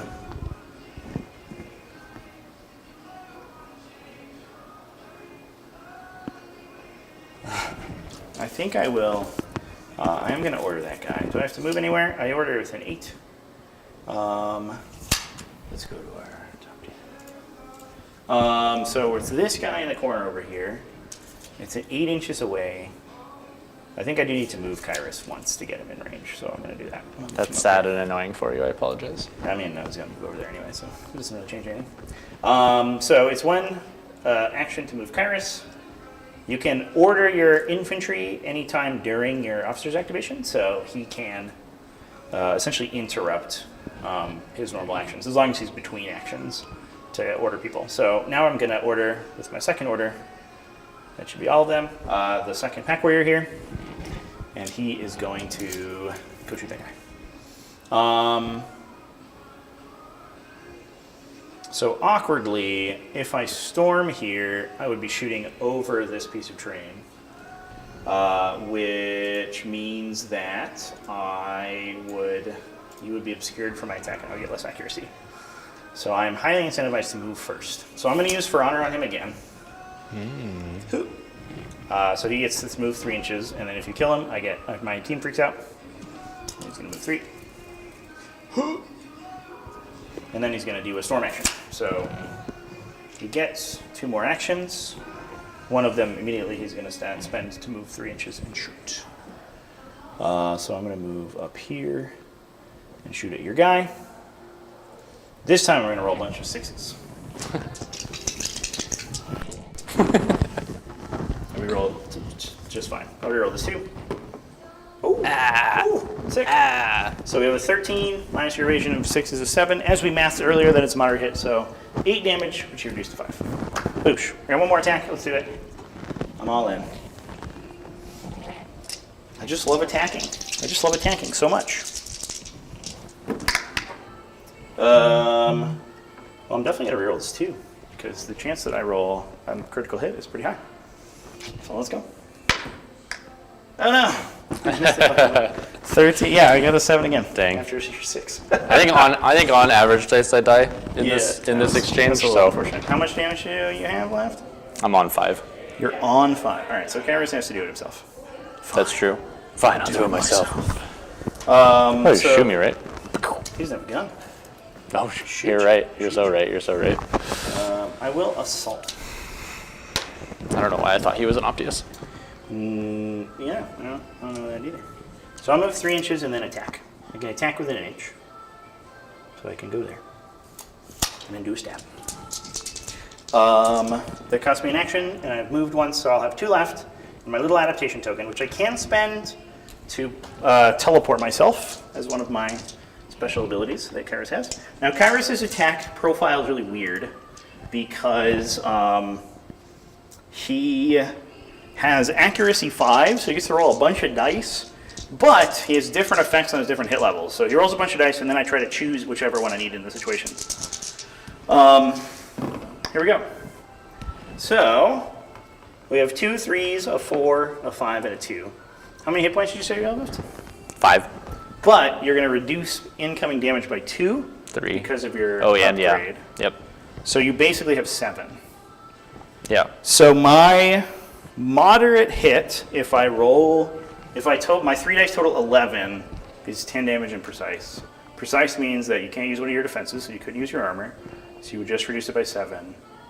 Or you just Reduce it by 2. reduce it by 2, so you take 8, which is more than you have. And I will die. So I'm going to do that. So I'm going to, without re-rolling, I'm just going to choose this 11, 6 for the evasion, and then 5 is left over, which is going to be 10 damage. I die. I believe I am within 3 inches of an evacuee. Oh, can I do something else, right? Yeah, please. I was supposed to throw my grenade. Oh, yeah, absolutely. So it's this guy has a grenade? Yep. So he's going to throw Medium. a good one. Do I have a good one that's like has a cool design on it? This one has this one. Oh yeah, this guy. Throw the cat. I'll throw a cat at you. This guy's gonna die regardless, though, right? So. Yep. So I was just gonna chuck it as far as I could. I think.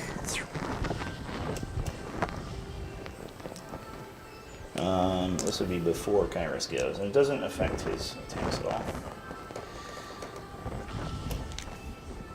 You fool! You've given me a 4th asset point. Oh no! Now you have enough to do all the things that you want.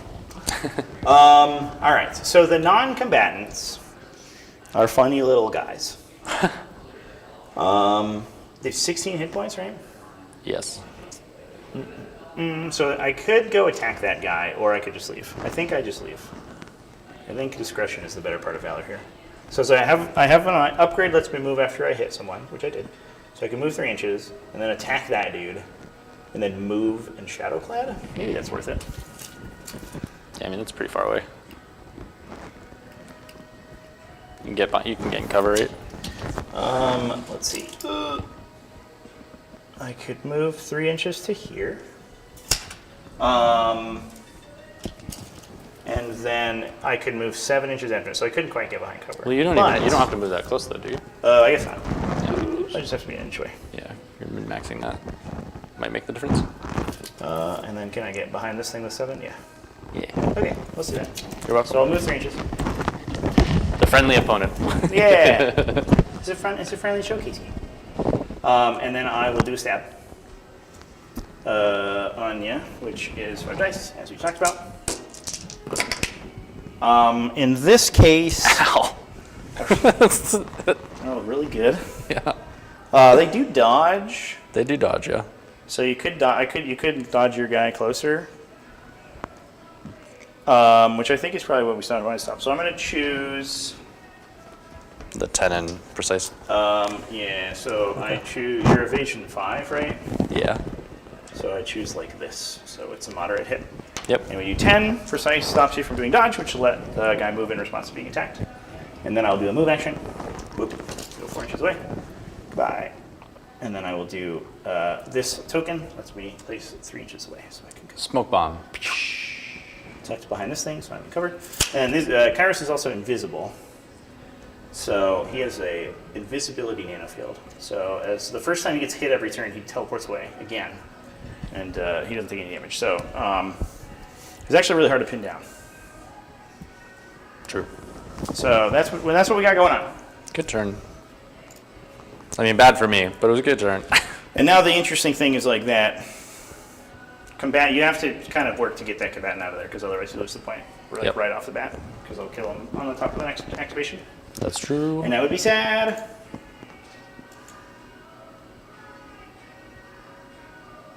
All right. I am going to activate this one over here. Indeed. They can Clinton people. I don't know what that means. That sounds like a political thing that I don't understand. Clinton people. Yeah. Sounds dark. I don't know that I like Is that. it? I don't know that I like that. They could be referring to a bunch of different things. Yeah. I imagine that Clintoning someone is like giving them a blowjob in the Oval Office. It's getting Clinton. That's giving someone the Clinton. Okay. I'm going to spend 1 action to move so that I can get my whole team within radius to tactical reposition. So I'm going to spend an order to allow all of my guys to make a 2-inch move. Friendly faction, so Calyx will not benefit from this. She's not an MTAC unit, and so she doesn't listen. So the fire team leader is like, hey, everybody, move, and Calyx kind of ignoring. On top of it. I also have a 2-inch one. So we know Cordell is all about. Cordell, by the way, is your Zach's name for one of their units. Yeah, that's not true. an official character.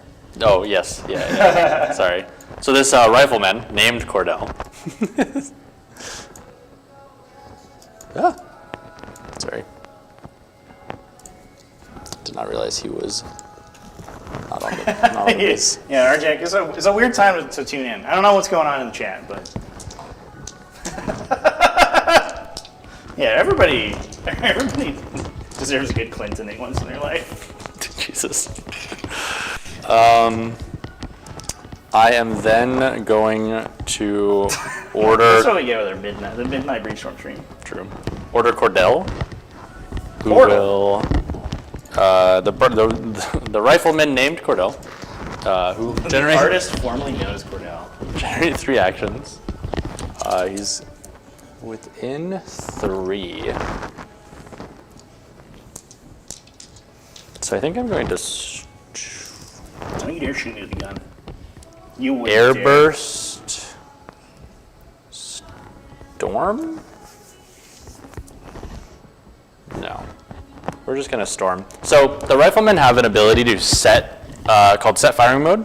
It allows them to basically enhance all future ranged attacks they make during the round. And so one of them is called airburst, and allows them to basically shoot explosive rounds in order to negate enemy cover. And so I was thinking Kyrus is in cover. It would make it much more likely that I hit him and pop his invisibility nanofield. However, then, like we talked about earlier, I'll be left there, which probably just means I die to Farrakh. I don't think I want to feed. Farrakh's getting supercharged up. Ready to go. I don't think I want to feed you Cordell just yet. So we're going But to. Cordell's part of a nutritious storm. breakfast. So we are still going to storm. We're just going to take the hit to accuracy. And so how cover in this game works is that to the defender's advantage, if I can draw a line from my base to Trevor's, oh my god, to Trevor's, that crosses over this, so it clips that corner there. Trevor basically gets cover because he's base to base with it. That is -0 accuracy. However, after I roll, I will then remove the highest die from the result pool. And so if I have a lot of accuracy, that kind of takes the sting away from that. But in this case, I don't even have a full dice pool. I only have 2 dice. Get So wrecked. at 6 and then minus Will not be cowed by your primitive human weaponry, sir. evasion 7, right? Yep. Kyrus? Evasion 7 on Kyrus. So a -1 unfortunately does not hit. Yeah, the riflemen need at least a 2 to do their glancing hit. So I'm going to interact. So he would have needed a 9 on his attack on the remaining dice after the cover. But the benefit of that for this team is that their concentrate fire will add extra accuracy regardless of whether or not they hit. So you're still incentivized to take all the ranged attacks that you can, just to dial in targets basically with Homeworld Confederacy. It doesn't really matter so much if you're actually doing damage. They they usually combo out is what they try to do, where they take a couple sort of minor activations early, and then they do 1 trillion damage at the end of the round. So there's a little concentrated fire token on me. It's very rude. I don't like that. With my final order, because it goes back to my officer over here, I'm going to activate Alberto, assign him a deactivated token, so we know that he's gone. This rifleman will also get 3. And so the other way that I can enhance my weapon is called rapid fire. So rapid fire is a weapon attribute that some models have innately. It allows every time I make an attack with the weapon, I can make a second one for free, assuming I can. So as long as someone's in range, I can make a second attack. So I'm going to activate set firing mode to gain rapid fire. Like zombie just dropped into a Helldiver mission and immediately failed as the hell pod landed. Brutal. Oh man. Average Classic. Helldiver moments. Yeah. Classic Helldiver's experience. So funny thing about this game, Dark Zombie, which we get comments on, and we comment ourselves because it's very funny, is that At least one time. it just kind of naturally, is based on how co-op games go. It's the co-op play in this game and Helldivers is is like uncannily similar. They're the same experience. Yeah, it's like one's on a tabletop and one's a third-person shooter. But which is also funny because I imagine that the development actually basically started at the same time because we've been working on this game for 7 years and Helldivers was 8 years ago. So 2016, Trevor. We started in 2016. 8 years. 2025. That's not a good roll. That's an incredibly poor Who roll. you So shooting at? Who you shooting at? just to be clear, I'm shooting at this man right here. Yeah. He is in cover, so I will remove the 3 for a very insulting -4. So I just super. You get laughed at for that shot. Yeah. I do have rapid fire, however, so I'll get a second shot for free, with which I'm going to shoot this guy. He gets the same treatment. I will miss him as well. So that's one action to get those 2 shots, and then with my last action, I'm going to shoot Kairos. Yeah, so the turn-to-turn gameplay is like War Machine-esque, which you'll probably pick up. Like Zach and I are both like War Machine veterans essentially, so it shares a lot of like DNA, like design DNA, but the cooperative experience, like specifically how we worked out like a lot of the mission objectives and how like AI units operate actually ends up playing a lot like missions in Helldivers, which is just funny. Yeah. People are like, "Oh, did you like bases on Helldivers?" Like, no, Like our co-op came out first. we had it. Yeah, it was before Helldivers. We swear. At least Helldivers 2. Yeah, for sure. I never played the first one, so I don't know. Who's It's nothing being like shot right the now? first one. I shot Kairos. How dare you? Did you get me? I got It doesn't an matter. 8. I miss. And then the second shot on Kairos. So I'm rolling accuracy 4 because of that concentrate fire token. But he is still in cover, unfortunately. And so I'm still having to remove the top die. And I rolled another 8. What the heck? This is the greatest thing in my whole life. I cannot I believe remain it. unpunished for playing wildly aggressively. I will apply 3 concentrated fire tokens. So you apply concentrated fire token to everyone you aimed at. So I missed all of my shots. But at a certain point, just enough random bullets in your direction, you're more likely to get hit. So you still are concentrated. And then it'll be back to my officer. I'm just gonna, I don't know, look around. Gonna move an inch there, Well, I don't know if these camera angles work. 3 inches, so that's I'm one just move. like on my 40K setup right now, but we're hack jobbing it, so Sure. it works nicely. I don't think I can. I really enjoy that your armies are shooting at my army and taking advantage. It's really fun. I know. I'm having a great I time. know you love that. These guys have gone, by the way. I'm gonna mark that. Cool. So I will get 1 shot off. Actually, I'm almost positive I can get within 10 of Kairos, and I think that, I don't know. I don't think it's worth it. I'm gonna shoot this guy. Okay. Are you in cover from me? From there? If you're angled from me, I think so. If you're in flush line like this, I think you'd be safe, but you're like 2 inches over right now is probably where. I don't think you have it from my fire team leader. All right. Sure. Not today, bucko. Accuracy 4, just on the front, to be clear. Yeah. That guy's super covered. Yeah. So pick 3. Their evasion 7. Sorry, I removed the dice pool. My bad. So evasion 7. So I got a 6 up. That is my moderate. I moderate on 5s for 8 damage. 8 damage. And then no special effects. So Trevor may use a defense. I will choose to dodge. That makes sense. It's the only defense you have. Yeah. And so dodge is, Trevor will be able to reduce the damage by 1 and then make a 2-inch push in any direction. Go like that. Boop. And I will take 7 instead of 8. There it is.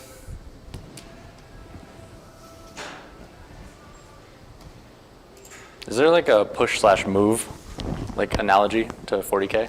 Or like a, Not really. I don't think there's pushes in 40K. Yeah, right? 40K isn't pushes. Pushes is a straight line, moving straight line. Like you're pushing something. Yeah. If you played War Machine, then And you bump into stuff. You know what's up.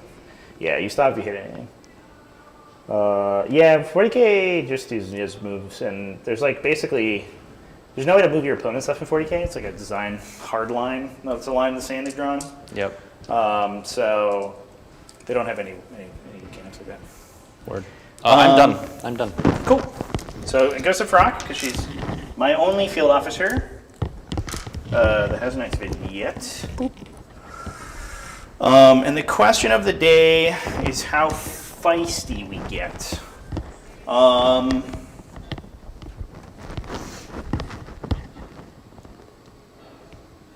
This is the hurt one. Clear, yeah. Yep. Don't come and get that one, please. Don't. Yeah, so that was, I would say, incredibly favored for Trevor That exchange. was very good. That turn was very good for me. Yeah. Well, I do concur.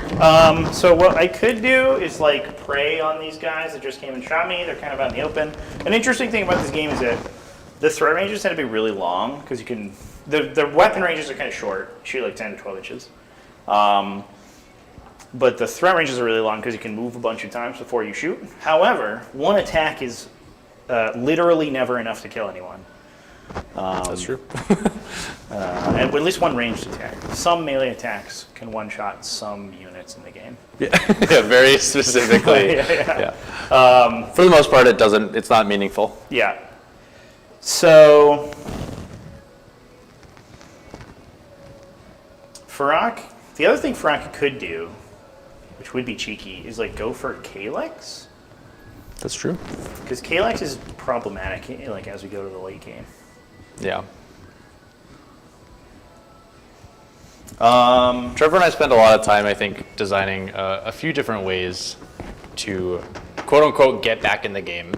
One of the ways that plays out is through asset points. Another way is that the turn order, which we talked about earlier. I think like the third hidden way is having specifically to do with threat ranges, where getting the alpha strike in any game is obviously incredibly powerful. First turn advantage is a real thing. But in this game, because you can attack multiple times equal to your actions, the fewer times you have to move, the more attacks you get, meaning that the clap back is much more powerful. Right. And so Trevor can like kind of alpha strike some of my models, but then he will be closer, and so I will basically get to make all attacks with my guys, and so I'll do a lot more damage than him. Yep. Yeah, so a situation that sort of happened here where they moved out but then flubbed a little bit is beneficial to me because I get to move up and attack them. If the same is true, like on my end, it's going to be much better because suddenly I'm going to be right next to you. Yeah.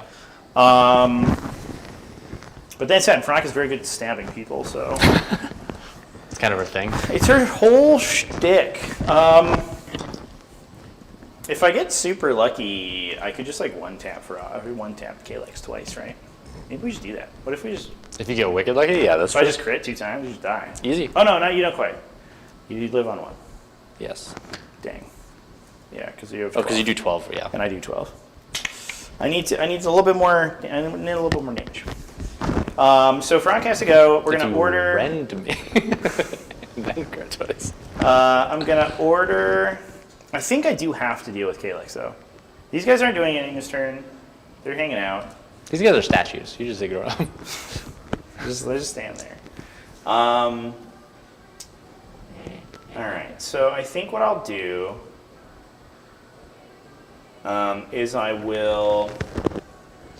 She's effectively 4 Fury if you like push it, right? Because you can Serenity and Ranger again. I could, try to do the Serenity thing. What's the line on this? So this guy, I did 10, so it's 6? Yeah, it's 6 HP left. 6 HP. I need to crit with a fucking Packwire to kill him with a gun. I do have asset points that I could spend to make that happen. You just have to moderate, no?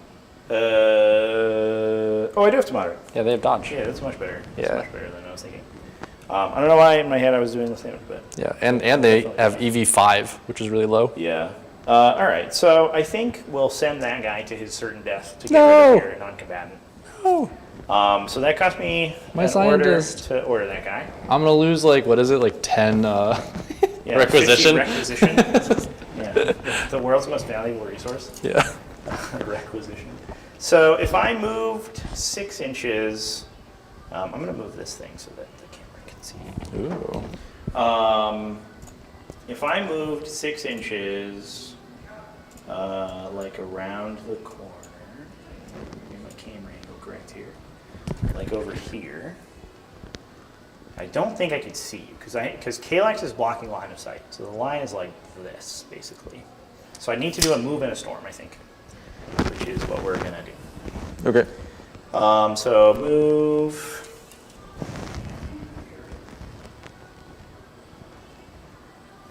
And a storm. And I'll make sure I'm within 4 inches of you here so I can assault if I want to. And so the storm lets me shoot. You're obscured, which I'm now considering. Maybe it's worth just doing 2 moves and then shooting at the clean line. Because I would need to roll really high on 2 dice to kill you. I'd need to roll a 11, which is high. That's true.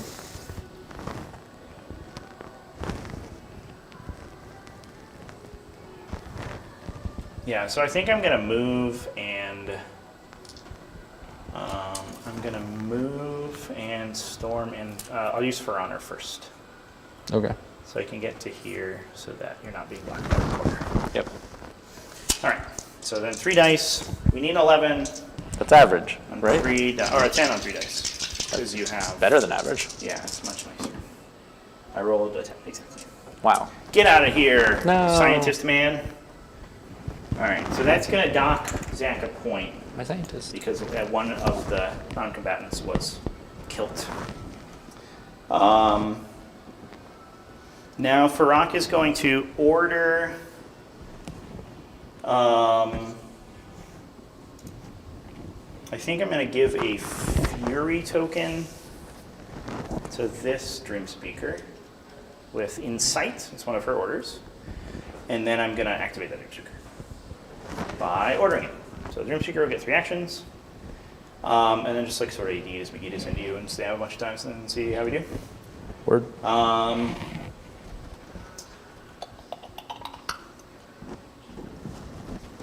Do I stab Kalex with the Dream Speaker? It is not quite as good at stabbing as Farak is. Kind of rude. Yeah, I don't know if anybody's ever accused Dream Speakers of being nice people. So I could use all my actions to move around the corner and then use my Fury tokens to assault into melee. And then I would get maybe 2 attacks. Which, if we get lucky, could flip you and then make it easy for Farak to do her thing. So I guess that's what we'll do. I don't know if this is quite worth all the investment, but we're doing it. Full send. Yeah, I don't know. We're playing really aggressively this game, but This is unlike you. I think that's the fun part about showcasing. We want to showcase all the cool things. We flip rolls. So 3, yeah, that's true. Zach actually should play. I'm a very aggressive I'm like player. a mad person. Yeah, I'm incredibly aggressive usually. All of my cool little widgets are in my 40K bag, which is a little bit sad. All right, so I'll go here. That costs me 3 actions to move 5, 5, and 5. I'll then assault. I don't believe I can get to base contact with you, which is a little bit unfortunate. I think I could as the crew flies, but there's a building here. Somebody put a building my way? Who did that? Who would have dared? So here's... For those of you who joined late, Trevor put that building there. 1 inch over here, and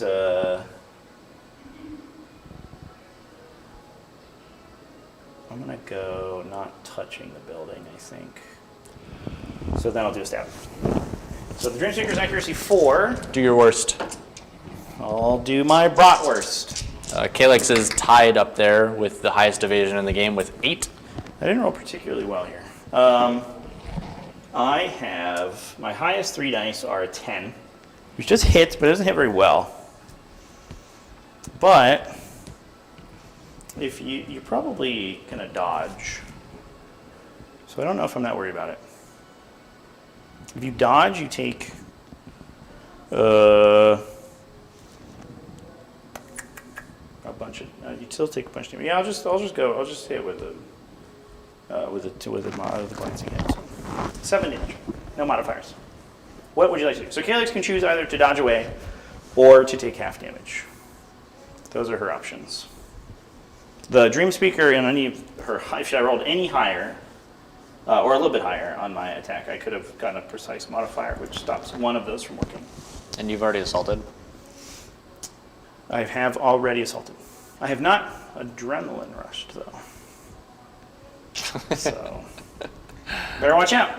So one thing I can do with asset points is I can push my model 2 inches to like fix my positioning. So if Calyx dodges away, Yeah. I could use one of my limited resources to follow her and try to get back in melee. Okay. I am indeed going to push. So I'm going to dodge. I take 6 damage instead of 7. And then 2 inches directly back-ish. Okay. I think I will chase you. I think you gotta. The thing to do. Seems like the thing to do. The kids, all the cool kids are doing these days. So we're gonna subtract an asset point. I'm gonna push myself 2 inches. Just gonna go basically. Can I hit you from behind this wall? No, but I can hit you from like tangent to the wall. Be like here. Close enough. Bloop. I'll get covered from some angles. And then I'll attack you again. That's my last Fury token. That's gone. She is bereft of tokens. Did I give Farak a thing? I don't think. Oh, she gave one. I was supposed to do a enrage here. I trust you. Like when I was in the back. Here we go. Well, it looks like the curse of mediocre dice has continued. That's a 3. So that is not enough. You can't dodge again because you die. That's true. But that will cause you to live. I could spend an asset point to re-roll my dice and try to get a higher number and try to kill her. She does just run away if I kill her, but then I don't have to do that again. So I think what I'm going to do is... it also puts Calyx farther away from me, which is also good. I will reroll. Who needs asset points? Not me. How many are you at now? 1, right? I'm at 0. You're 0. Oh, right, because you pushed. I'm burned out. Here we go. Dang. I rolled basically the same. Worse? No, it's not worse, but it doesn't change the math at all. So that's another 7 damage. All right. It was an unfortunate roll. I'm going to resist and take 4. I'm alive on 2. Well, that sucks. All right, that's okay. We're back to Farak. Question is if I want to just like throw good money after bad and be able to stab you again. Those dice rolls, that's what we call justice. Yeah, For all my rolls. We are rolling really poorly right now. Yeah, both of us. So let's just go stab some guys before they activate, I guess. So if I move 5 over here, and then I assault, can I get you? Probably. Move 5 gets me I had a... I could borrow my 30. 2 and 1. Yeah, it's awkward just because I have to go around the building. Right. So it costs me like 2. If only you could breach the building. 3. Oh, I didn't bring any breachers. No, I can't attack you with just 1 move and an assault. So it would take 2. Great news. It would take 2 moves, and then I can't really hold on to any. Oops. Knocked my little thing. So I will.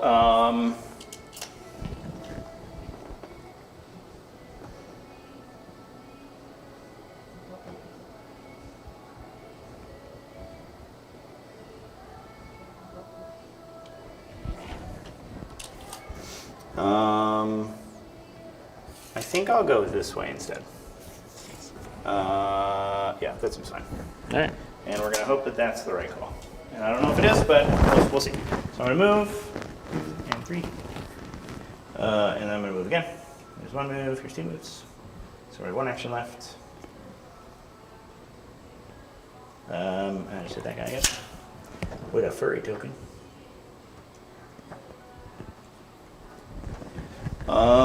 Here we go. Let's roll big numbers. She's accuracy 5, which is cool.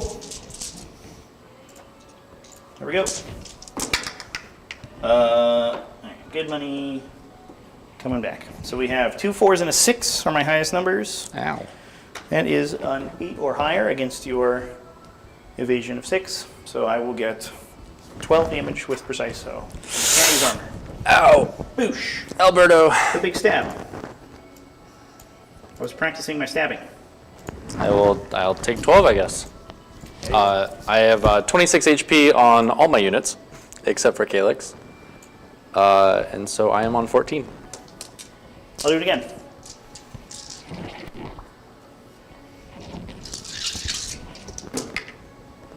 Uh-oh. That's probably fine. That is a 10. So that's 7 damage, no modifiers. I will armor and take 5. All right, I have to not flub out on my final attack here.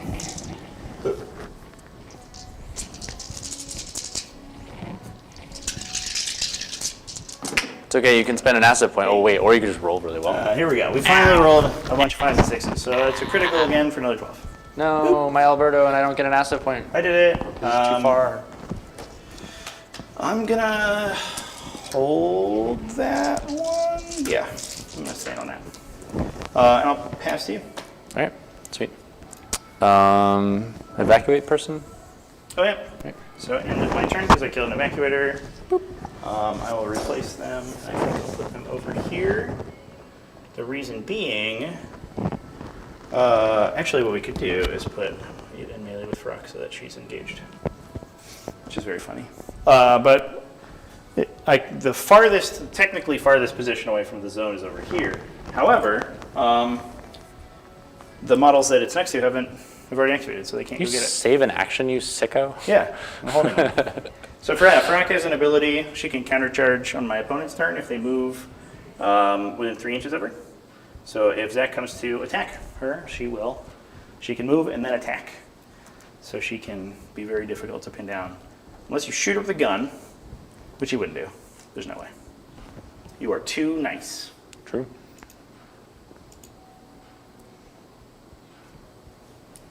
$40K has way too many models to have extreme warrior punch yet. I mean, probably. There is weird stuff though. There's like pulleys.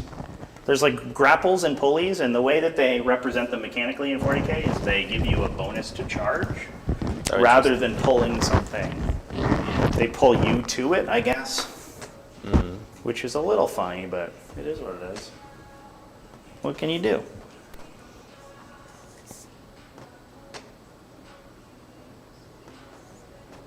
So I have a lot of choices to make.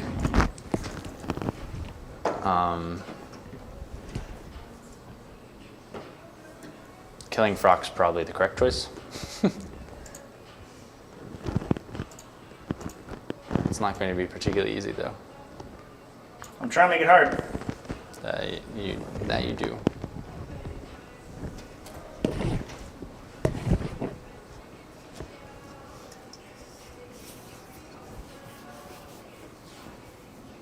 Yeah, the interesting thing about this like current game state too is that Frock kind of came from the back, so she doesn't have all the concentrate fire tokens that my already active models have on them. So she's the concentrate fire chain has not begun on them yet.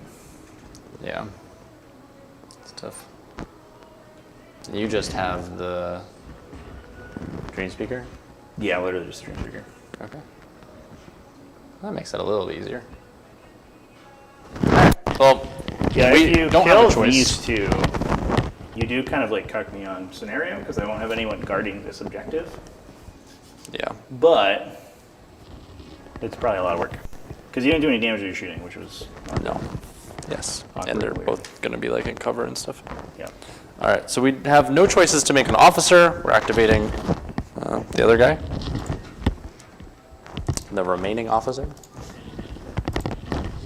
It's really taking me back. So the models I have with me right now are in my like paint bag, which is like quite small because I could take it to work. And so I'm used to my models having names. So I look at my officers, they don't have names. I'm like, what do I do? Who are you? What the heck do I do? Hey, wait a minute. I'm activating, I don't know, that guy? Who are Like, you? That freaking guy. Kill Crew, what's up, dude? Nice to see you in chat. Kill Team has mechanics where you can move your opponent's models? That's good. I guess that That is interesting. Oh, that it's Because I thought it was like a Games Workshop thing, but it might just be a Warhammer thing, where there's like no touching your opponent's stuff. Does Age of Sigmar have it? I don't think so. Any Sigmar gamers out Yeah, there? I don't know anything about Age of Sigmar, so.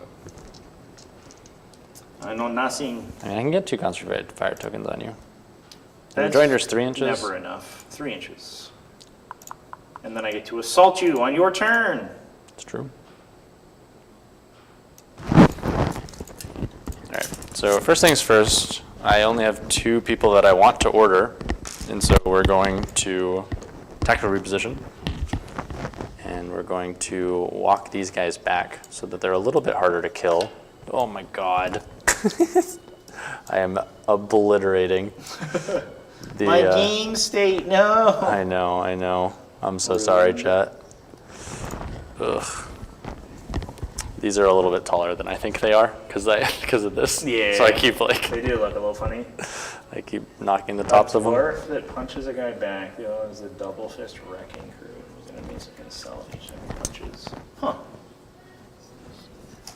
I played against the new Break a Boys crew in a 40k game last week, and they didn't do it, but I don't think it was the right detachment for them. Nothing against Break a Boys, I think they're rad.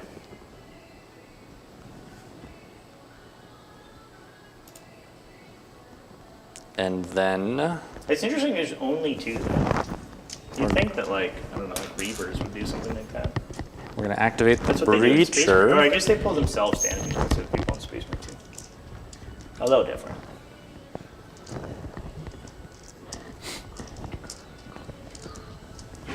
We're gonna activate the Breacher, who's going to spend an action to make a little spooter. Beep boop. Getting goofy. So we have plenty of movement to get like there. The intention to push you. Push me away if you get an impact modifier. If I can impact you, yeah. Yeah, this so game has this- a lot of ways to blow your opponent's models around. 'Cause you All can over the time. Yeah, you can do it a million times. You do have to be like very cognizant of where you are though, right? So Yeah. It's kinda specific. Usually you go away from yourself. so accuracy 4. I got a 9 for a 1-up. I am considering whether or not I need a moderate. 2 moderate for Rock, I need to roll a 13.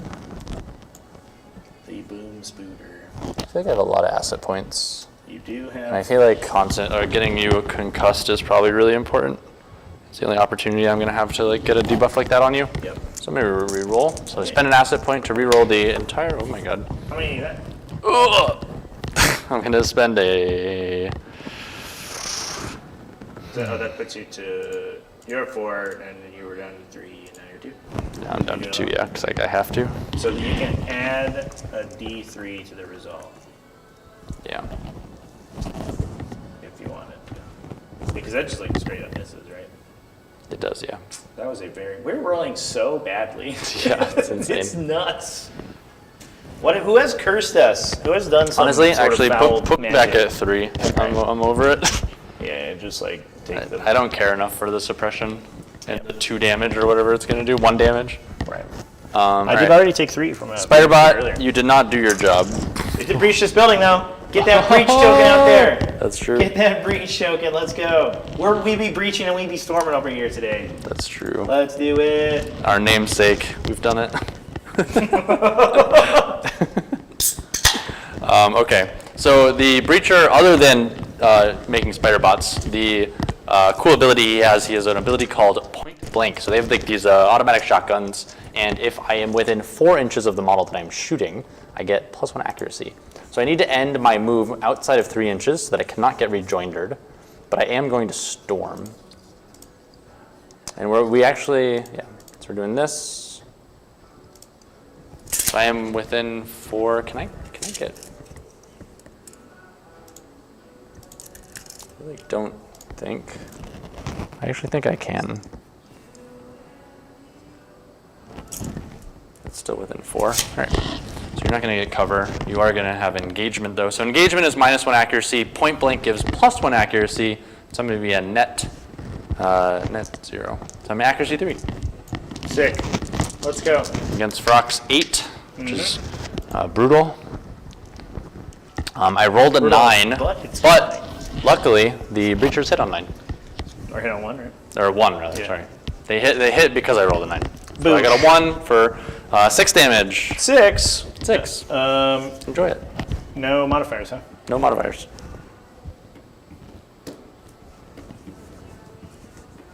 Fascinating. Fascinating. And then I'll have 1 action left afterwards. So I have an upgrade on myself right now that lets me dodge 4 inches once per game. Oh, Jesus. So I can just fucking eatus McGeetus directly. I'll stab the fuck out of you. Come here. Stab me? Come here. You're not gonna stab me. Ain't nobody gonna stab me. Well, either I'm going to stab you or I'm going to shoot you. Oh, you're saying you're going to go this way? That'd be funny. Yeah, just. Interesting. So this guy attacked over your position. This guy has how many actions left? 1. 1 left. Okay. 1 left. And he already. Because he bombed, stormed. Yep. Bomb So storm. we're outside 4. You're in 4. Oh, we're in 4. So you can shoot me again regardless. Yes. That's what I'm saying.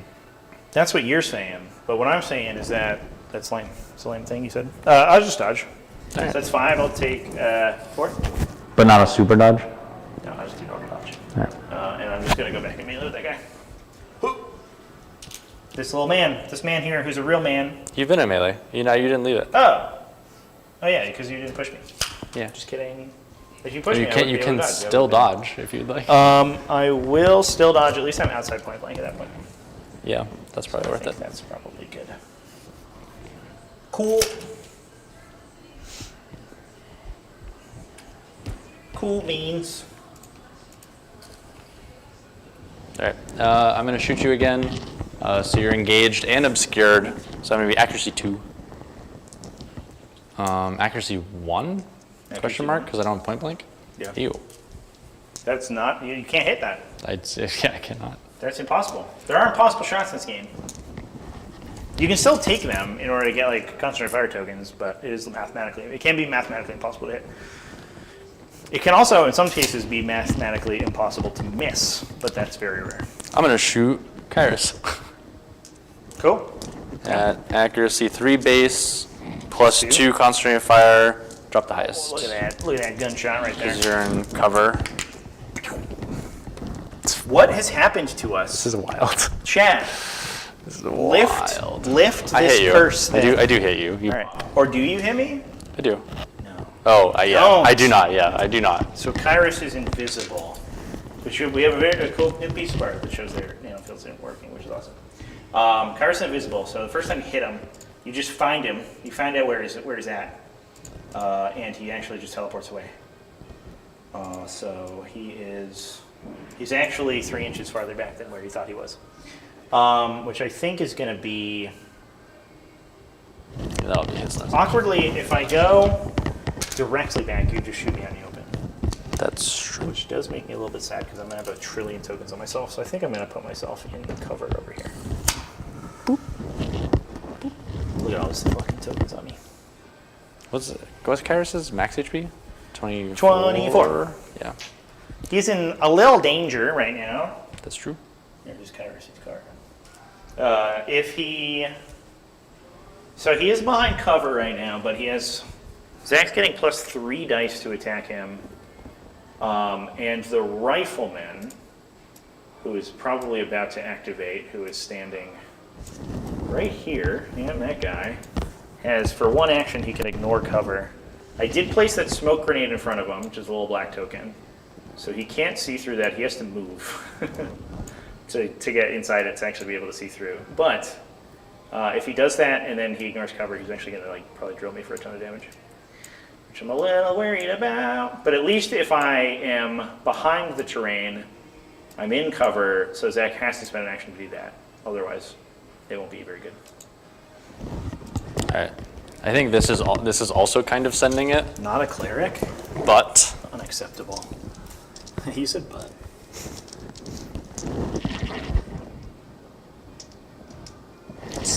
Kasavak's a move. I love that for me. All right, so I'm going to spend a move with my officer. I am then going to use one of my objective special abilities called Kasavak. For 1 AP, I can target a friendly within 1 inch and move them 2 inches. Yeah.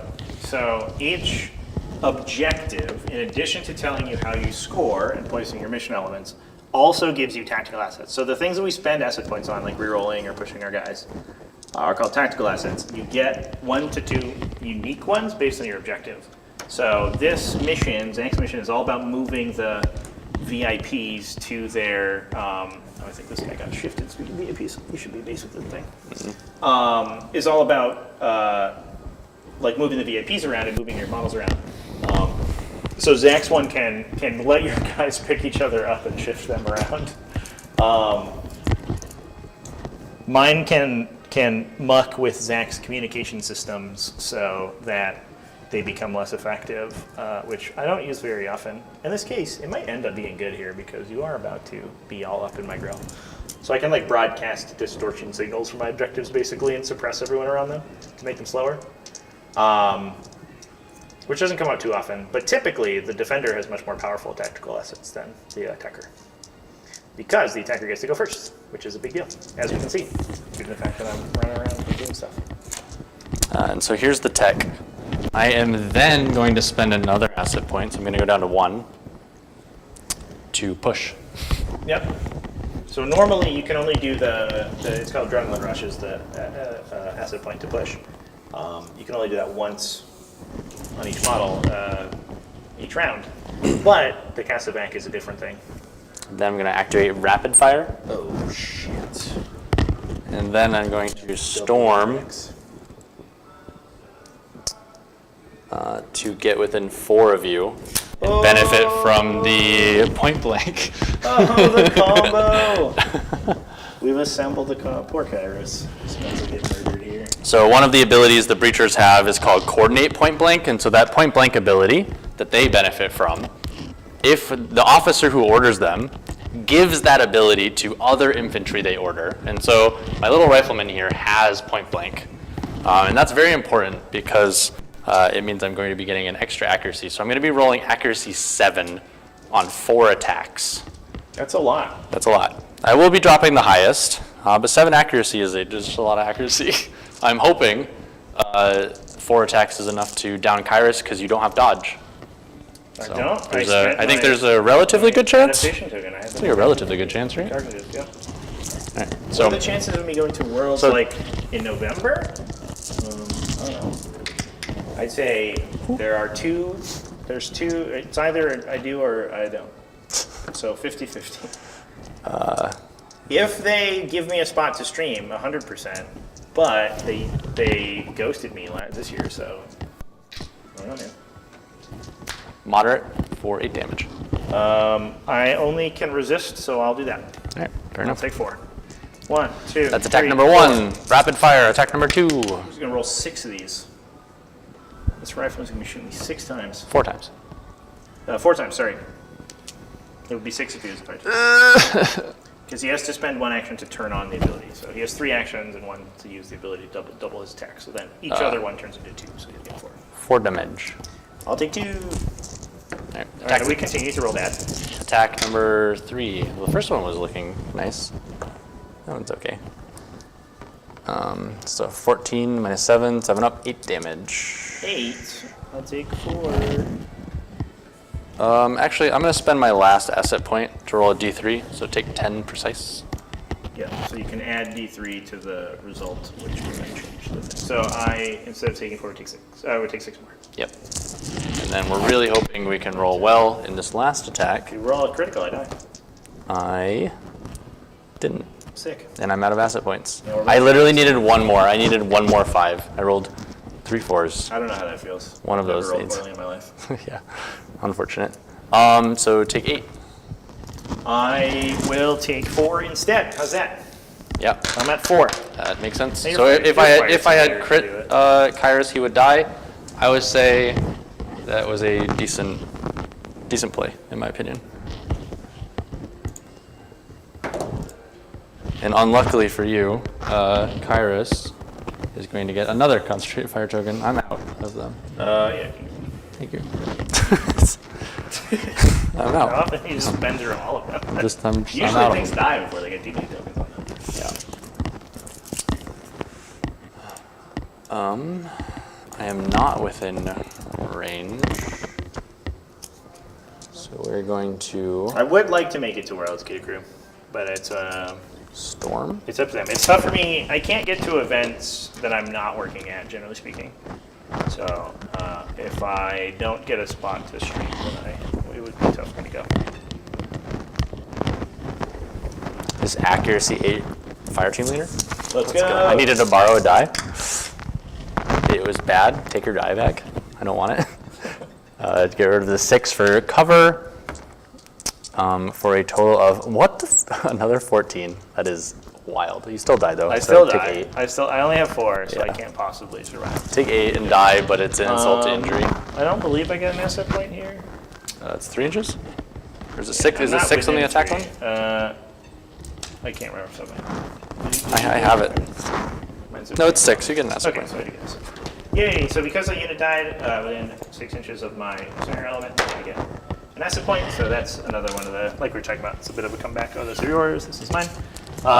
Where if your opponent just like comes in on you and kills a bunch of your dudes while they're like around your objective, then you can just come back and like reroll your attacks and be really powerful.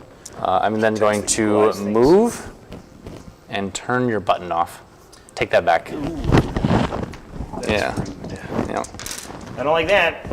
I don't like that. Interesting. So it's just Kalex? It's just Kalex. It's Kalex and a stream speaker. Oh, this game's about to get really spicy. Zach did kill one of my field officers, but Farak is like in the middle of your team. Yeah. But also Farak's He's there. right next to my team, and I love that for me. All right, here's what we want to do. Oh, I think we can we get chicanerous with this? Yeah. All right, so here's what we have to do. You ready? I'm You ready. ready for some chicanery? This dream speaker we're gonna move first. Hoop. 5 inches. Oh, hello. You move, push, activate. I'm gonna spend my 1 asset point that I Yep. just got for losing my officer to command imperative. So Yep. we get 3 actions. I Yep. spent 1 to move so far. Yep. I'm gonna use a psychokinetic point to give a fury token to the guy with Oath of Serenity, Yep. who's gonna give it back to me. Ooh. Then I'm gonna assault. Ooh. Ho, ho, ho, ho. You think you can turn off my point? You can't.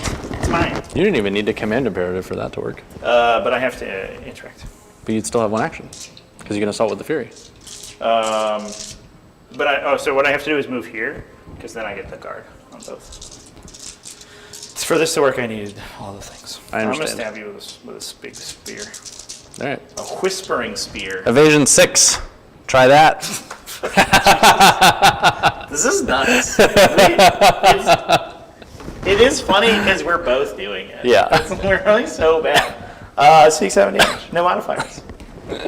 I'll turn my fucking button back on. I'll resist. Wait, which one is this? This is the white gun? This is this guy right here. So that means I have cautious.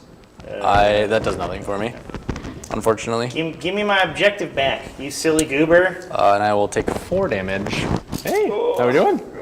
Good. Good to see you. Yeah, I saw you guys were live streaming. I was like, shit, they're still awake. Yeah, you know us. You know Never. us. Never. Well, no, like I was. Never go to sleep. I caught sight of you like walking the halls, but I was in the middle of a round at Heresy. So I hope 30K went good for you. 30K went great. One of our friends, Bones, came over. He plays Breachstorm occasionally. We love that for us. Yeah, like Flip from Baron is upstairs. He was like, tell Trevor and Zach I said hi. Yeah, nice. Yeah, poor Philippe, I think, is still in the woes of setting up. Yeah, he is. He is absolutely thrashed. He's like I am falling asleep, and I know Oh, no. what I'm doing. Yeah, I imagine he's gonna have a tough time. You're done? solo show this weekend. I'm done. I'm all activated. Okay. I'm in fact going to. It is good to see you, Bones. I am going to take my turn. But I hope you come and visit later. It's Bane, not Bones. Oh my god, I'm so sorry. Oh my god. My bad. Bane. Good, man. My bad. I have another friend called Bones. I mixed you guys up. In my defense, you guys are both bald with beards. Fair enough. In wargaming, say it ain't so. Guys with beards. That's very true. Okay, so I have Kalex. I activate Kalex and she gets 4 actions. I'm out of asset points. And you did turn the button back on? I did. That is unfortunate for me. Kalex could go turn it off. I mean, could. Score less points, but she doesn't like to do that because, Kind of a waste of Kalex. yeah, Kalex's actions are really valuable. She stabs real good.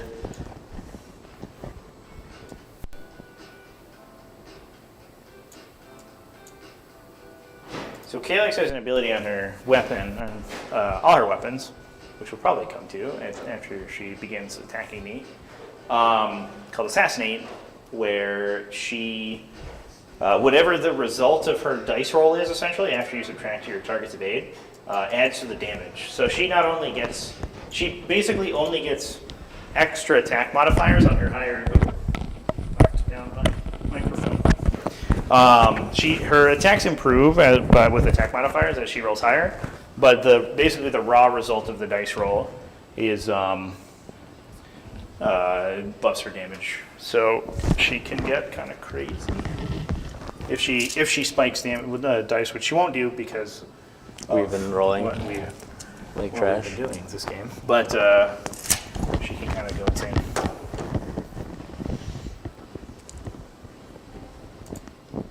So I don't want to come attack Farok, quite honestly. But unfortunately, you killed my guy. So I have My to. guy. My guy. So I have to go interact with him to get him near the zone. Although, even if I do that, I'll only score 2 points, I think. Yeah. Oh, 1 point even. Alright, fuck that. We're gonna kill you. We're doing murder. We're doing a murder.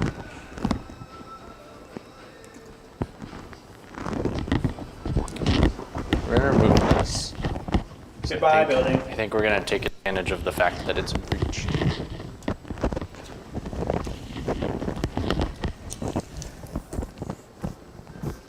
So she has a movement of 6, which is a lot. That's true. So Can she's confirm. going to spend 1 to move 6. Then we're going to spend 1 to assault. Hello. Hello. What's up? How are we doing? And then She's doing fine. Kalex is accuracy 5 with her knife. And this dream speaker is EV7. Nothing above a 4 on 5 dice. Okay. Yeah. So you do 6 damage. Take 6 damage. The thing called dodge, maybe? Yeah, that checks out. Okay. Do your dodge. Do your I'm worst. gonna go outside an inch of you, because that's your melee range. Boop. I'm gonna onslaught and follow you. No. So Kalex has precise on both her moderate and her crit. Unfortunately, we're not allowed to roll dice that are good. So the chances of that happening were quite low because I'm very accurate. Let's do it again. What? Did we roll some 6s? We did. No way, a 16? 5 there. Take 12 double precise. Take 12. Can't do anything against that. And then last but not least, I'm gonna miss this one. It's gonna be really embarrassing.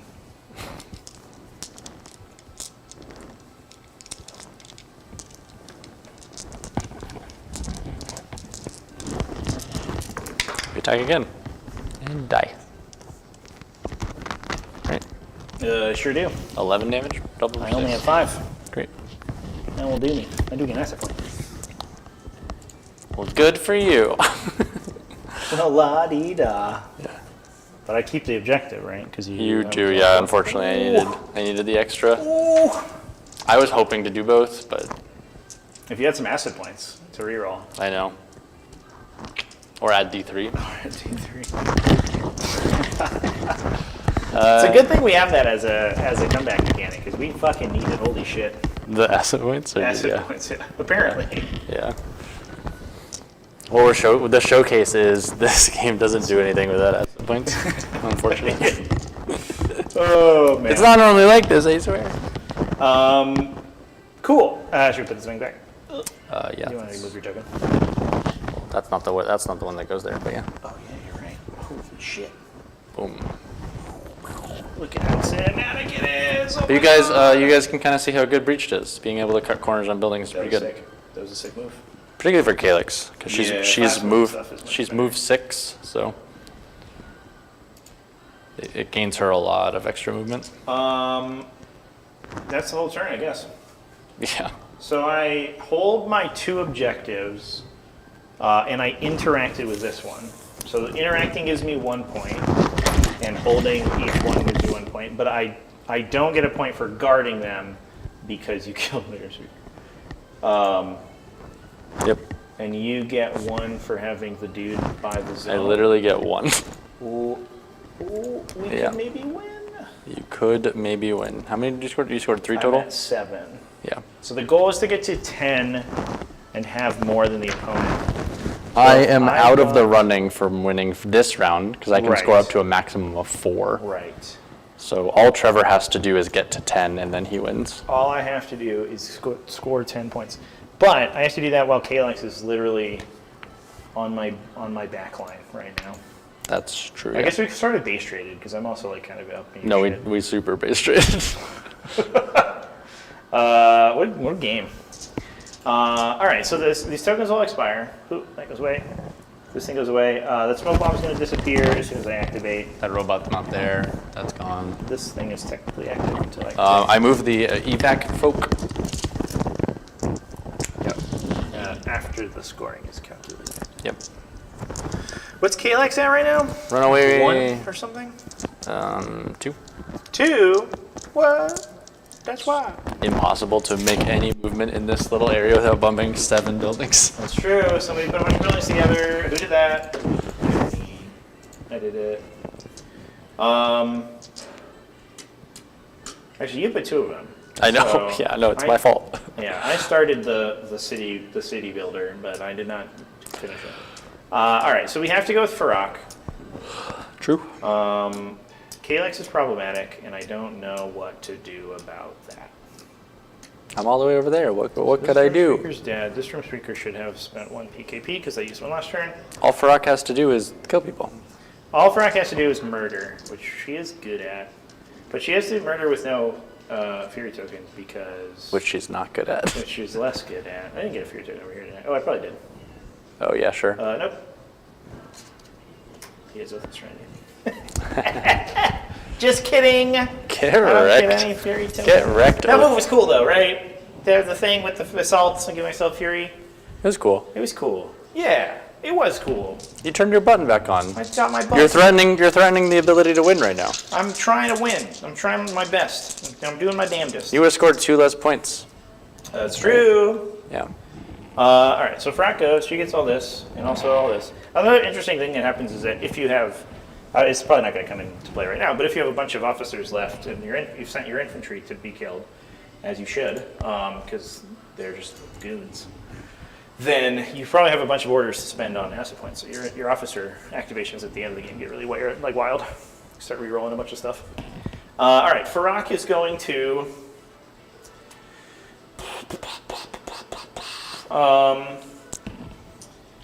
go attack you, I guess. Am I 5 from this guy? Sure am. I'm gonna do a stab. This is on a that call to guy. hunt angle. I don't think so, because I think I have to do something over here. Yeah. I could call the hunt. It probably isn't. We could like assault there. I just feel like who are you ordering? I The guess. peckler. We'll write 2 of them. Yeah. So you have a third. That's all. You think you're gonna incite someone? Yeah, I mean, I could get to the Dream Speaker That's true. if I just wanted to go super ham. Yeah. Which is in your best interest. Because the Dream Speaker could try to kill this guy. I guess it doesn't matter so much. Yeah, you don't need to do anything on I my think scenario. we're just doing. Yeah, we just have to stop you from hitting my buttons. Yeah, you gotta murder me. You just push my buttons so much. All right. So I think that I will.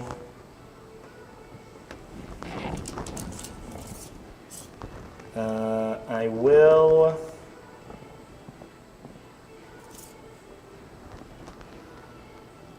I'll order this guy.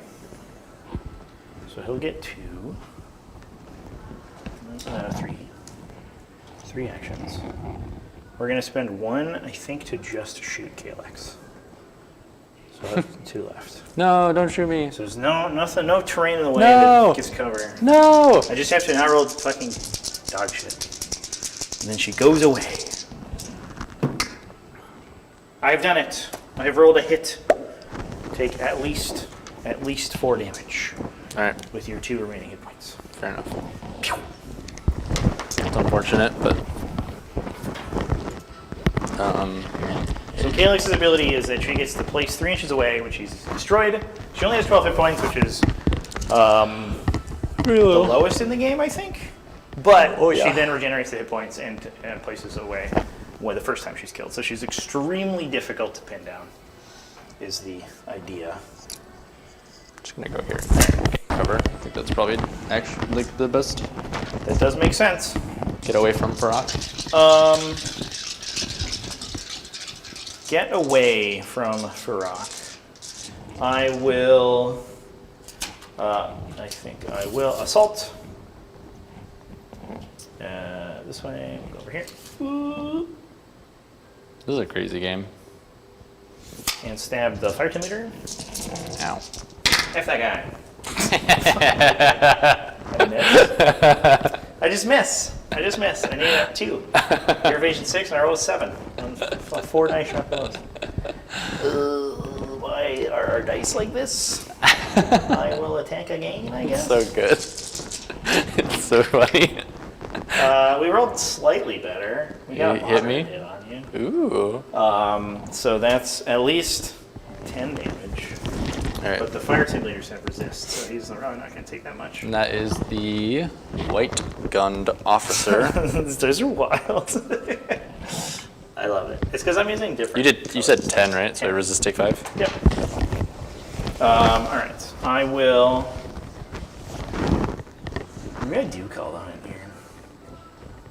I'm gonna get a bunch of additional accuracy right now. I think it's worth it. So I will call the hunt. So Frank has an order she can issue, which I'm gonna do right now. Gives everyone within 10 inches of her swarm, which gives me hit bonuses when I attack enemies that are engaged by other friends. And so because all these models are going to benefit from it, because everyone's going to be engaged in this act, then it seems like it's pretty good. I've somehow given her an adaptation token. So she'll assault here into the fire team leader. 1 quarter left. I am really sad that you didn't take that much damage from that last attack. Here we go. Oh, we did it. How many asset points do you have right now? 1? 1. Big 1. Maximum attackage. That is 12. Precise resist.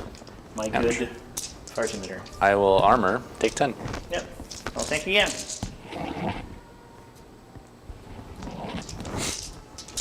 Don't do that again?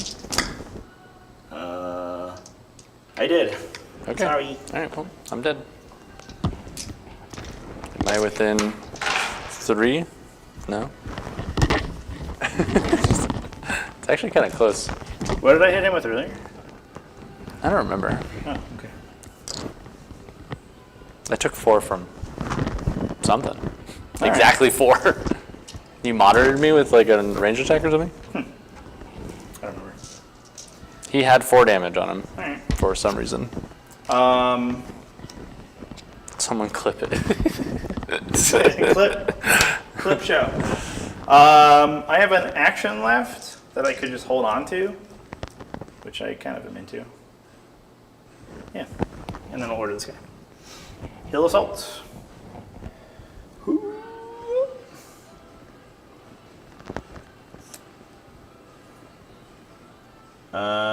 I will do a stab on that man. Oh, the dice came back, Zach. They came back in a big way. I have hit a critical on you. Boop! For 14 on the Rifleman. I'll take 12. I do again. So I have one action left after this. Fuck, okay. Triple sixes. They did come back. 14 again. I'll take 12. I think that should kill you, right? Because I stabbed you last turn. Oh wait, are you going with that guy? No, here to here. Because the Dreamspeaker assaulted that guy last turn. Because you deactivated my button.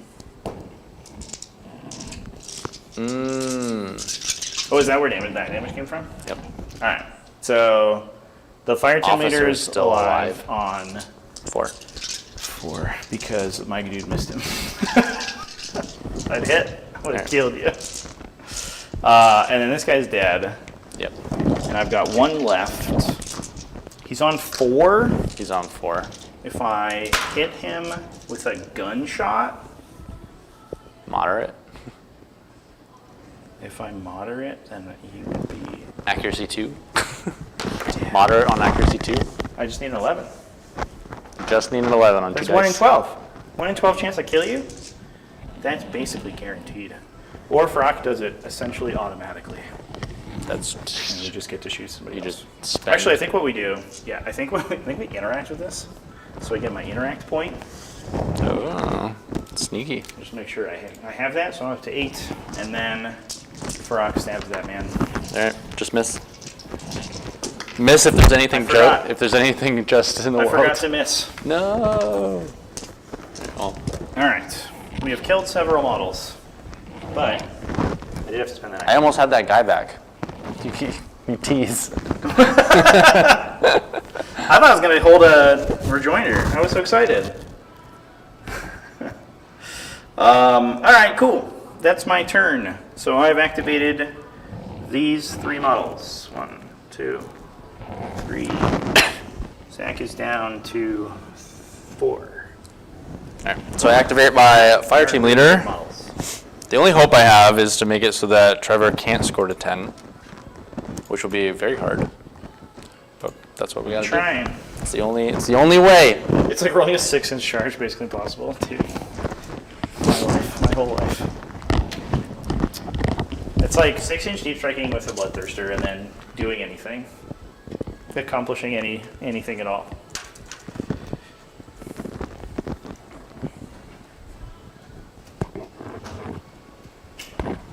I kind of wish that that Corn detachment got more rerolls in it. That would make me happy. The Slash detachment being the reroll one does make sense, but it does make me sad for my poor Bloodthirsters.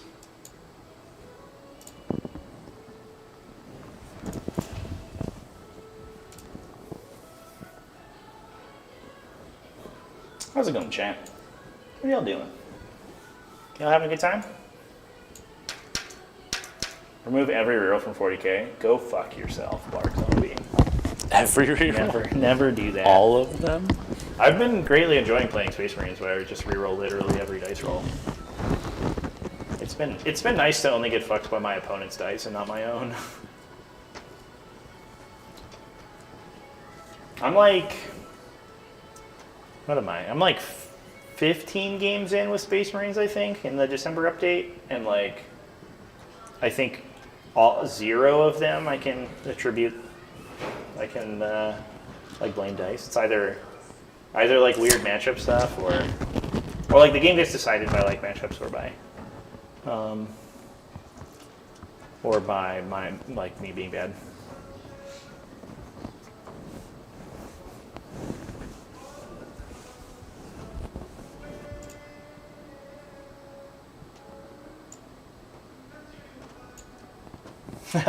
Thanks, Clip. I appreciate that. Bring back seize the initiative. You're killing me right now.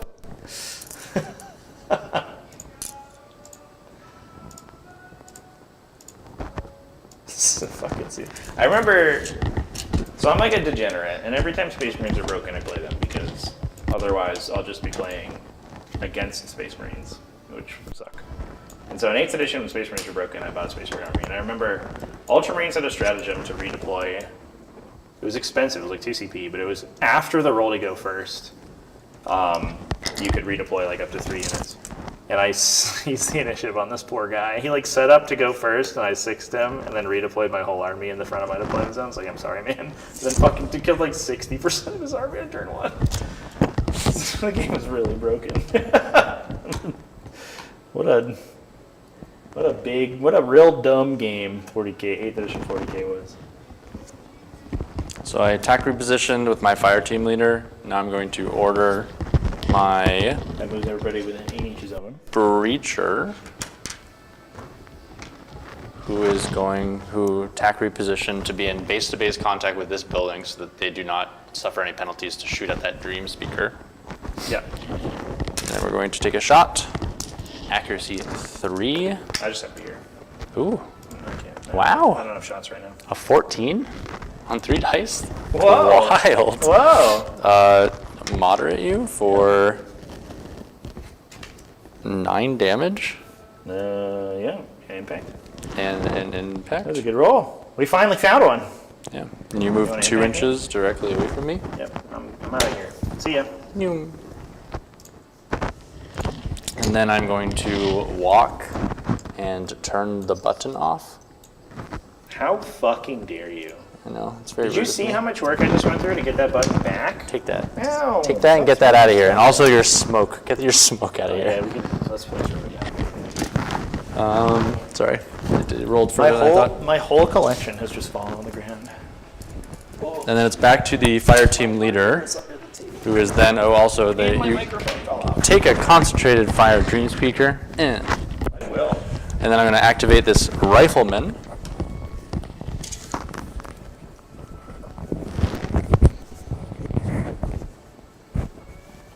How much is the dream speaker on? She's like half. You literally have only done 9, so 13? 13 left. My poor squishy models. My squishy units that I have in this army. Motec saves on a 3, season on 3. Yeah, there was also like that weird fucking character that Forge World Necrons could take that gave you like reroll on your siege, I think. Or your seize the initiative roll. I'm going to storm. I remember reading a Reddit thread that was so funny because somebody was like, my opponent takes like the guy who's +1 to seize and the guy who's reroll seize, and then he CP rerolls his seize roll. And everyone's like, he does what? I'm going to air burst and then storm. Accuracy 4. On the Dream Speaker. Dream speaker. Wow. Roll like that. Sick. I literally miss. The dice of returning. That's wild. Second shot. We hit that time. Technically. We're going up in the world. Did it take 4? I'll take 3 and dodge. Yeah, that's an ass for me. Yeah, this has been an interesting game of dicing. He's out of actions. He is out of actions. How far am I away from this game? Is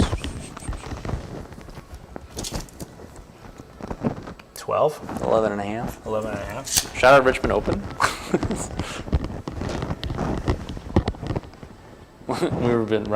We constantly run out of tape measures. We probably lose 1 tape measure a con on average. So I was digging through the bottom of the barrel and I was like, oh my god, Richmond gave us tape measures? That's sick. Wish every con gave us a tape measure. That doesn't give me cover. But there's a really good dodge angle. If I survive, which I won't. Yeah, I'm just going to go here. Cover. Thank you. Okay. Spend your air burst. Airburst. Air burst. Storm. Accuracy. This is not a brand new game, chat. 5. This game, like, dramatically predates Kill Team. Dramatically. We started developing this game in 2016. I guess they're kind of in line, actually. The first Kill Team, the first edition of Modern Kill Team came out like 10 precise. I fucking die. I get a fury to that guy because I am vengeful. I give a fury to everybody within 6 inches when I die. That's true. It came out just before the first Kickstarter, so it was kind of contemporaneous with Edition 1 Kill Team. But the part of the reason that I don't have time for other games is that, like, I spend, 60 hours a week or something on 40K stuff, and then any additional time I have that I'm not, like, fucking around and playing Helldivers or something is on this game. So that's, between those two things, that's where 100% of my time ends up. And I don't know where the time would be to get another game in there, chat. I don't know where it would come from. Your go. My go. You get to go with that one man's. I will go with that one man's, and I think I will command and parry of him. Yeah, checks out. So you just run away. Dream Speaker's dead. I'm Dream Speakerless. I have no psychers. You've killed all of my psychers. Haha. How dare you? You psycho killer. I should have used that second connect point. RIP. So activated. Calyx is the only one. Activated. All right, here's what I think I do. Yep. Calyx is going to go. I don't think she can deactivate this. It's already deactivated. Kill the people. But it doesn't matter. That doesn't make a difference. No, it doesn't. She'll be able to deactivate. We just have to kind of limit the amount of damage I take here. So I think what we do is we just like zero out a scenario. We just kill this dude. That seems like the play. All right, so we'll give that guy an extra action. I do have a Fury, so that's exciting. So I spend my CP, or my AP. CP is a 40k thing. And I go...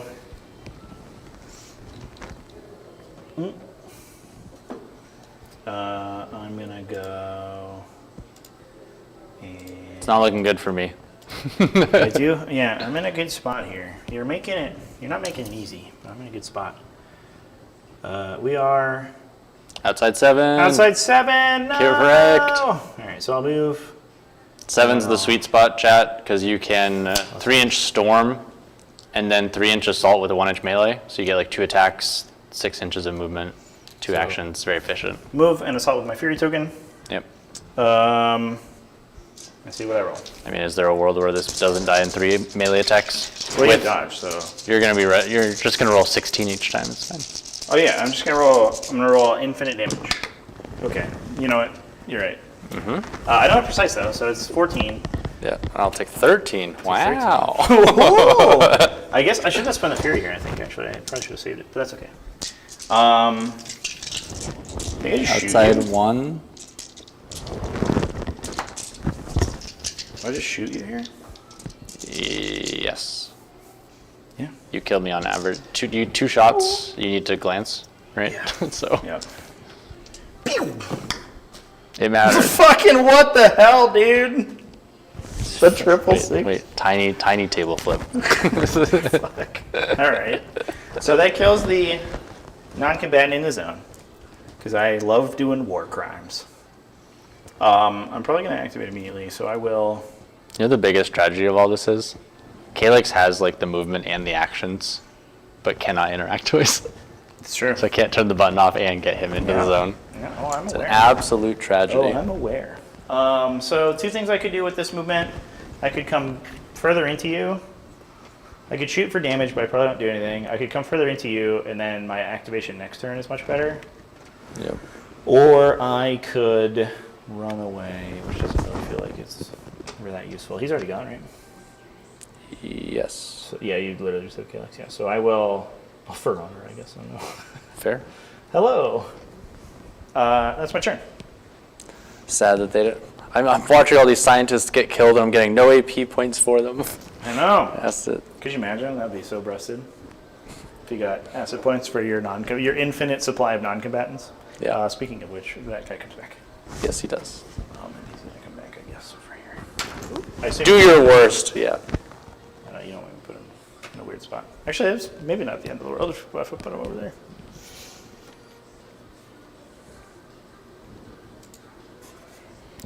The math's not with me, right? So of you that? zeroed me this turn, assuming you interact there. Yeah. And you're still scoring 1. True. So the margin is closing. But I do get to activate. Yeah. So the first thing, I mean, Calyx hits the button. That has to happen. Otherwise, I lose. Yeah, otherwise I just interact at the top of the turn, and then it doesn't matter. Yeah. So that's your first action. So I have no objective controlled. I don't have people near my 2 objectives, and I already scored the point for interacting this turn. So I am burned on ways to score.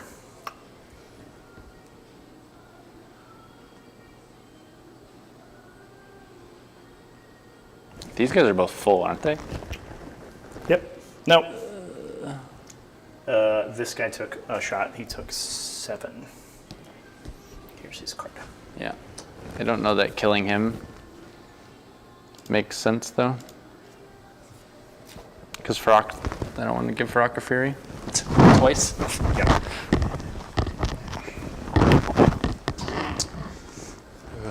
I'm fading.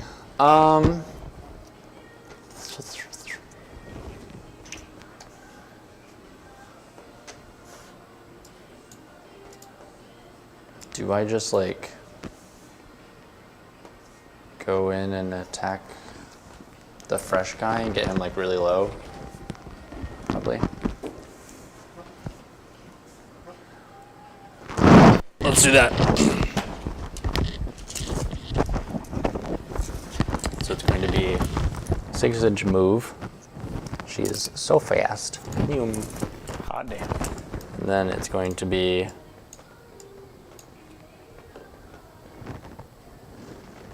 an assault.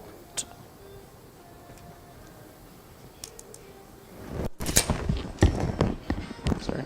Oh no. Sorry. Everything's ruined.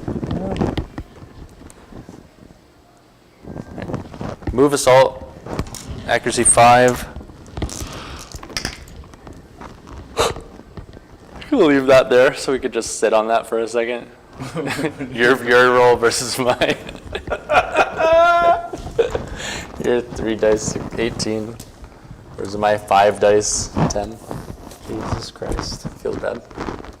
The dice have been spectacular this game. No notes. I miss on Calyx of all people.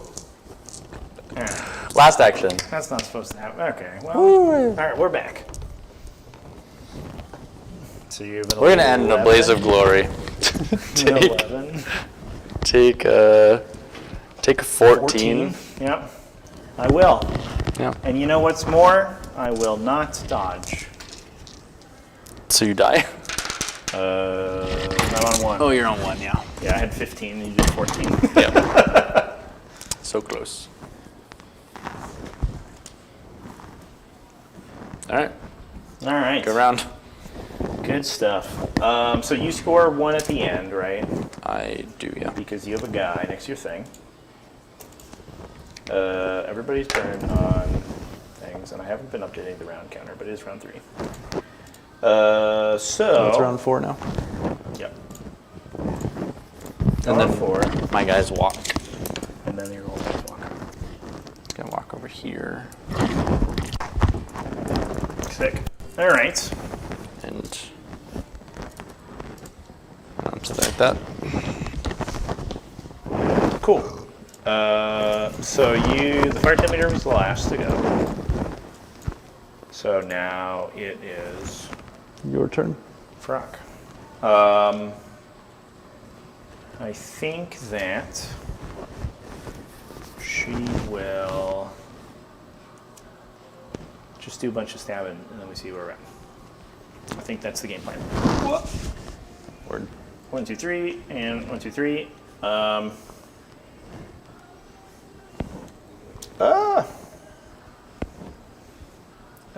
will.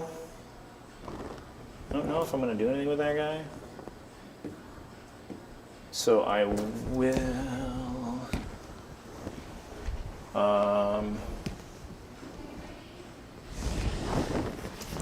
what it's worth, I guess I could have onslaughted after critting that guy. Oh, yeah, you want to move? Yeah, fuck it. All good. Yeah. I go down in a blaze of glory. It's all So good. she's going, yeah, so we'll do,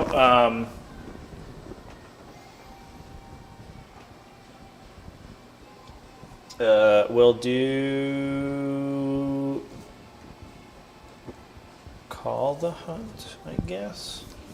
We have to get Calyx out of here.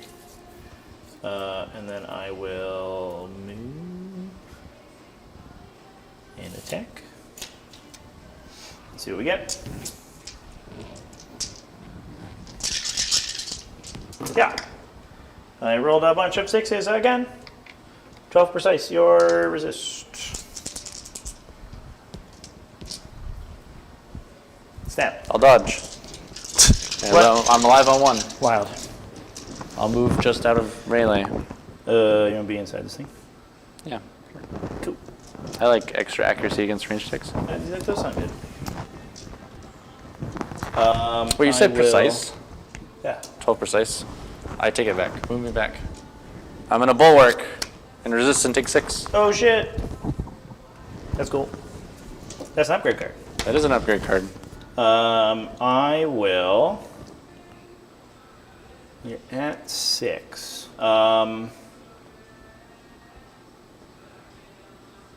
I'll order this guy. He'll hit that button. No. Level 9. You're inching ever towards... Slowly but surely, we give me the button back. have surprisingly low points. Not that low. You inching at... No, you it's all- you scoring your 9th point in top of 4, that's a very low. That is true. I hit Calyx with my sword. Which isn't even to say I'm lower than you. So Ooh, I didn't roll good. The dice they've come back. Their scurrilous ways have returned. 6 damage. I'll resist and take 3. Okay. I'll do it again.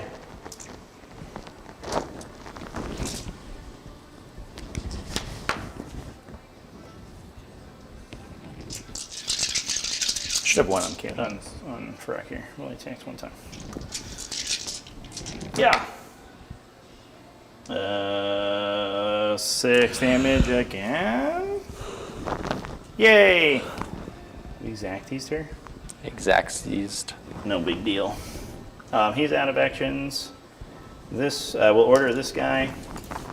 My Calyx, no. He's gonna double move and hit that button. I'm gonna get all my buttons back. You can't take them from me, Zach. I'm gonna keep sabotaging your data, No. and then I'll attack this dude. No bonuses here, so just my base 5. Hoop. I crit. On a 10, which is 12 and precise. Your armor. Okay. He's full, so he's taking 12. Yeah. Surprisingly, he's full. Yeah, because I just killed the other dude. I haven't attacked that guy yet. Yeah. That's me. Okay.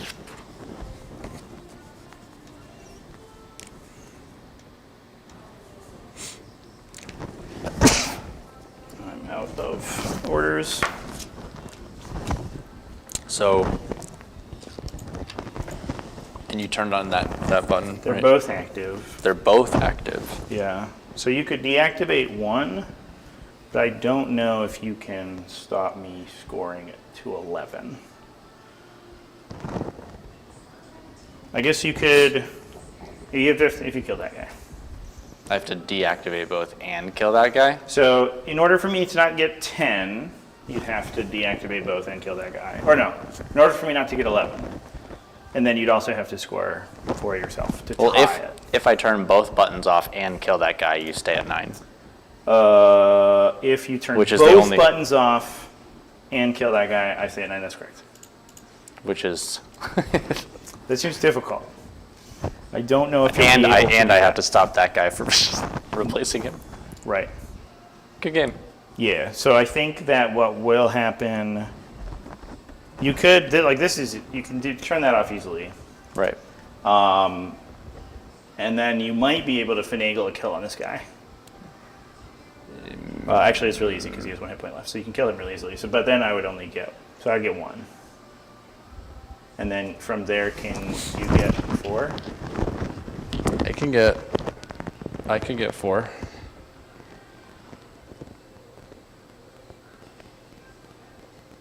Because both these 2 have gone? Mm-hmm. All right, it's possible. Yeah. In hindsight, I shouldn't have put the guy. I forgot this guy was on 1. Yeah. In hindsight, not the play. If you lose, it's good luck.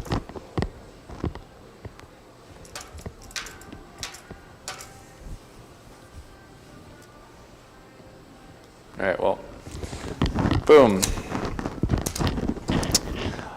I will say this is a kind of a wild game.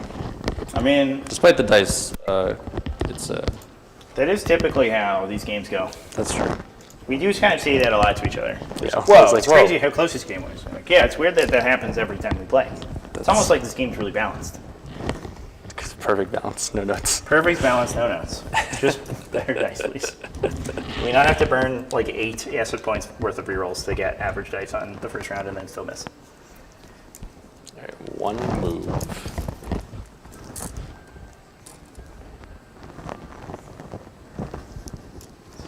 Inches. I need to get within 8. So I need to move and then I can storm. So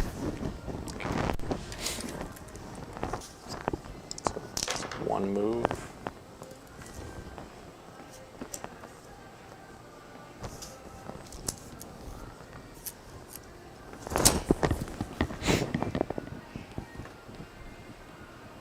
So I moved twice.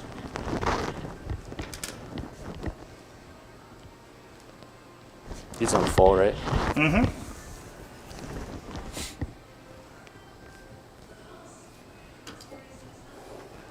Oh, wait.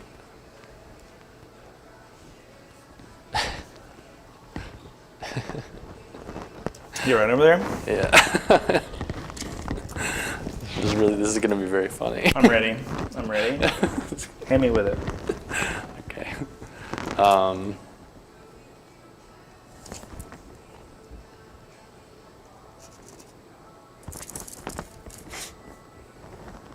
I'm going to move to get just within 8.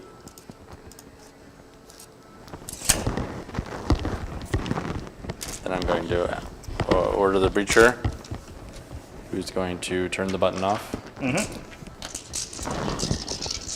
No, my baton. And then storm. Mm-hmm. Shoot the guy.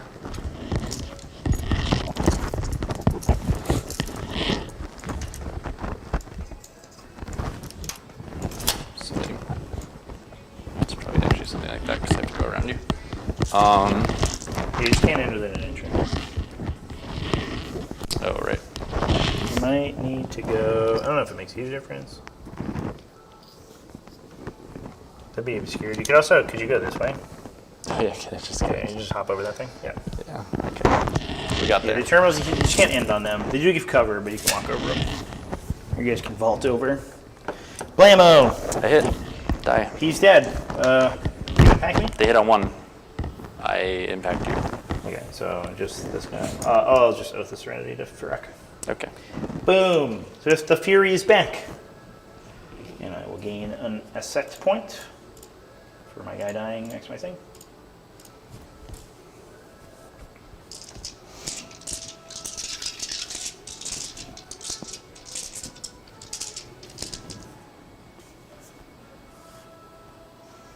Now what? And then it goes back to my officer.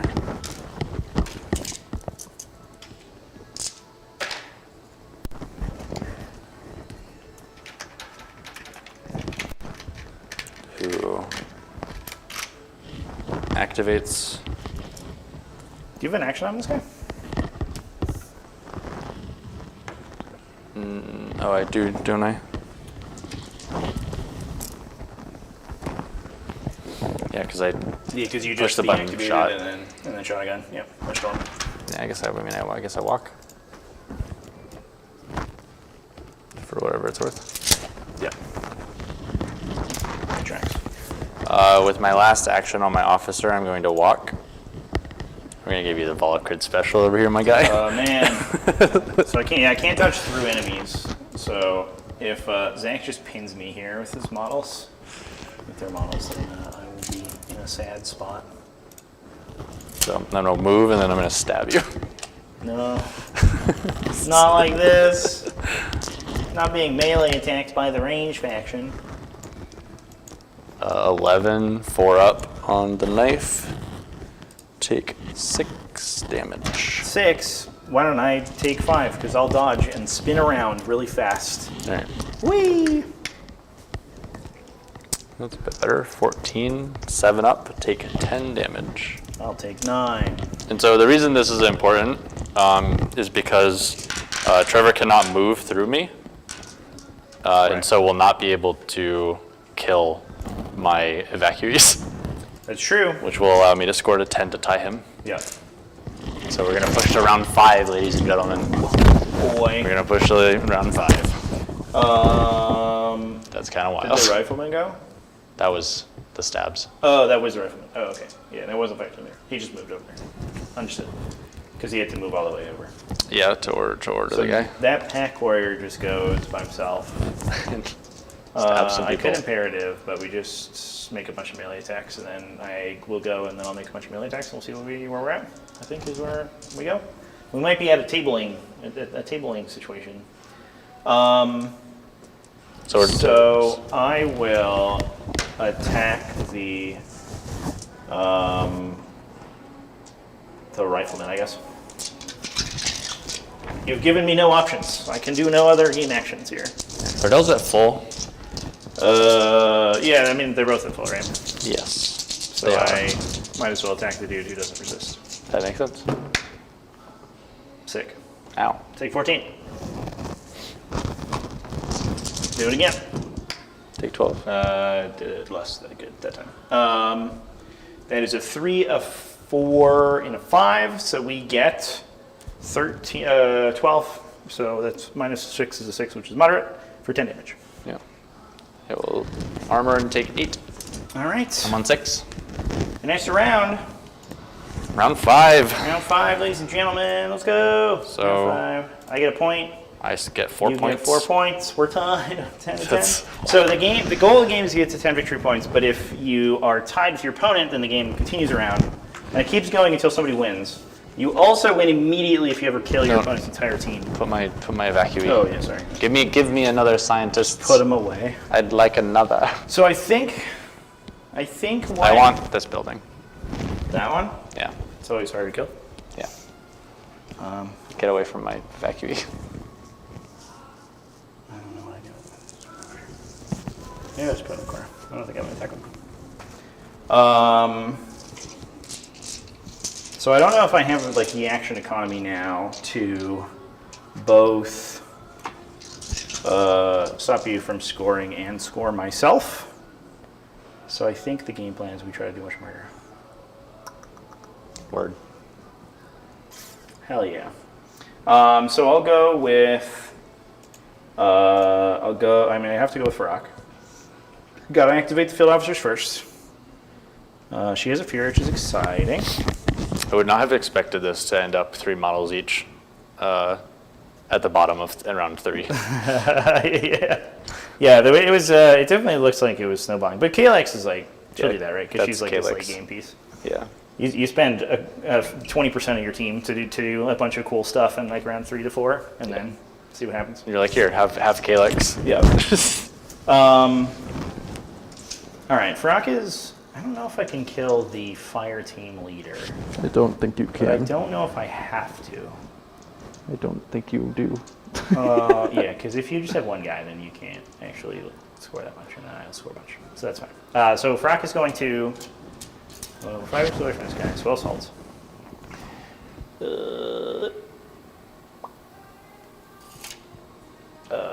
With that, we'll spend the. Doesn't really matter. Stab. So the Breacher is a really tough armor. They're armor 3, so they can reduce damage, incoming damage by 3, unless I have precise, which I don't. If I roll like that, it's back. Yes! Justice. I have an asset point. He's killed my man. I think that's Justice, chat. worth the asset point reroll there. That was real bad. That was a really bad attack. We're gonna You deserve it. Try that again. That's true, I do. Oh my god, it's where I rolled 5 ones. Yes! Yahtzee! Oh no! Yahtzee! Oh, I rolled literally 5 ones. Oh my god. Poetic justice. Oh no. All right. I would say we're even now. Oh no. All right. I will swing with my fury here. 5 ones is insane. That's wild. I rolled 4 ones and a 4 into 5 ones. Out of 10 dice, I rolled 9 ones. That's it. That's my classic. That's how my demons play in 40K. I still was. But 40K is like golf, right? Ones are good. No, ones are not good. Ones are not good. In fact, I rolled bad still. I do 7 damage, no modifiers. To my guy. To your guy. All right. Well, I take 4 again. This might do me. you kill me on crit. What's up? You killed me on crit. If I crit you Yeah. right now, Yeah. I'm on 11. okay. No, I'm on 10. I'm on 10. Well, I'll just crit. All right, I rolled 3 6s. No! What is this dice box, dude? No! 9 1s into 3 6s. I mean, the dice averaged, but it took a while. No. The worst is I'm not getting asset points for any of this. Oh, I had an extra attack in here too. I will move over here. I'm so asset point starved. I'll enrage this dude and order him, and then he's just gonna stab the rifleman. He rolled good. A critical 14. Ow. Pops him. Yeah. Goodbye, Rifleman. I get an asset point for that one. Sure fucking do. Yeah. And then I. You spent your last asset point, right? For that reroll? Yeah, I did. Reroll it missed. Yeah. Nice. And then I will. I think I just assault with this dude. Can we 2-shot this little guy? It's Maybe. possible. So I have 2 actions and a fury left. I think I almost certainly do. So 2 actions. That's 3 attacks, my friend. Yeah, but I don't know. You're gonna dodge. I'll assault. I didn't roll good. I do moderate though. So 10. Moderate something. Moderate's pretty good. 2 moderates, we get you. All right, so 10. I dodge and take 9. So you're at 7. Just outside 1. I'll shoot you. No. I'll shoot you with a gun. No. That gun on my back. That's not for show. It's gonna do it. Yay. We moderate you for 8. I die? Sick. I'll shoot the fire team leader. I can't move anywhere, so fuck it. That's true. Yeah, take nothing because I missed. Sick. We order this guy. He interacts, and then he runs over here. And that is my whole turn. How many points are you going to score? I'm set to score 4 more. GG. Yeah, I don't think the one fire team leader can stop me. I cannot score 4. And I can't stop yeah, you. you could deactivate 1 and I'd score 3, but it doesn't matter. Yeah. Good game, Zach. Not yet. Oh, we fucking killing that guy? Blammo! Die. I'm dead. You got him. All right. I'll dodge away. Good game, Zach. Yeah, get that knife fire team That leader was in. wild. I, in hindsight, didn't set up my thing particularly well to score 10 VPs on each side, and so it looks really bad right now. So mistakes were made. Okay. Now we know. Now we know. Now we know That's where why to we do put the source thing. Thanks for joining us, everybody who watched. I know. That was sweet. It's not easy to roll 5 1s on 5 dice. That's true. The flip of the table against TTS. Yeah.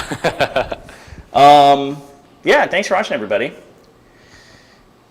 You just killed a bot fabricator by dropping a dropship on it? Huh. Dropping a drop chip on it. Like the bot dropship? Yeah, yeah. That's wild. That's cool. That's wild. Quasar for the win. Or the artillery the artillery replacement now, I bet. Fucking, it's like 2 shots of those things, right? Thanks for joining, everybody. It's our first game of Breachstorm on the channel in a fucking 8 million years. We streamed some stuff on TTS, but this, I don't think we've ever actually streamed IRL Breachstorm on TacticalTortoise. Just on the Breachstorm channel. Check out the game in the video description. There's a link down there if you want to check it out yourself. All the rules and stuff are for free, so you can play it at home. It can play co-op and the single player as well, or multiplayer, like 3+ players in a competitive setting, sort of thing. So there's a bunch of different modes you can use to play. 1v1v1v1. Yeah, that one gets super zany. That's like super silly gameplay, and it's all like codified within the rules. There's special missions for it and stuff. So it's not like a game where you have to just you can play technically, but you have to like work it out yourself. It's like we've play tested a bunch of ways to play this game, and they're all sweet. It's a supported game mode. Yes, indeed. We're also we are planning on doing. We're kind of like in revving up for a bunch of content in early this year, obviously, and sort of February onward, I would say. So there's going to be some like co-op and single player campaigns. There's new faction coming. There's a bunch of narrative stuff coming as well. So it's a big, exciting time for old Breachstorms. New art, new models. New art. And now that I have this overlay that I made this afternoon, which I think looks okay, if it wasn't for this victory point thing that I fucked up, we could stream more over here of this game, which would be sweet. True. So yeah, that's what's up. Everwinter is right now. The Everwinter, the GT is in 7 hours. Oh God. So Time to go. that's fun. Let me go. I'll redirect y'all to that live stream. That'll be this morning, later this morning. The 40K GT starting at 9 a.m. US Eastern. So I'll be there for that. But otherwise, thanks everyone for hanging out. I appreciate that. Everybody in the chat, and I'll see you all tomorrow. Bunch of exciting stuff on the 40K live stream too. So I think that's going to be. I did a lot to improve the production value. So hopefully it looks good and everything works. Cross my fingers. So cheers everybody. Keep it classy, folks. Happy wargaming, and thanks to Zach for coming and playing with me.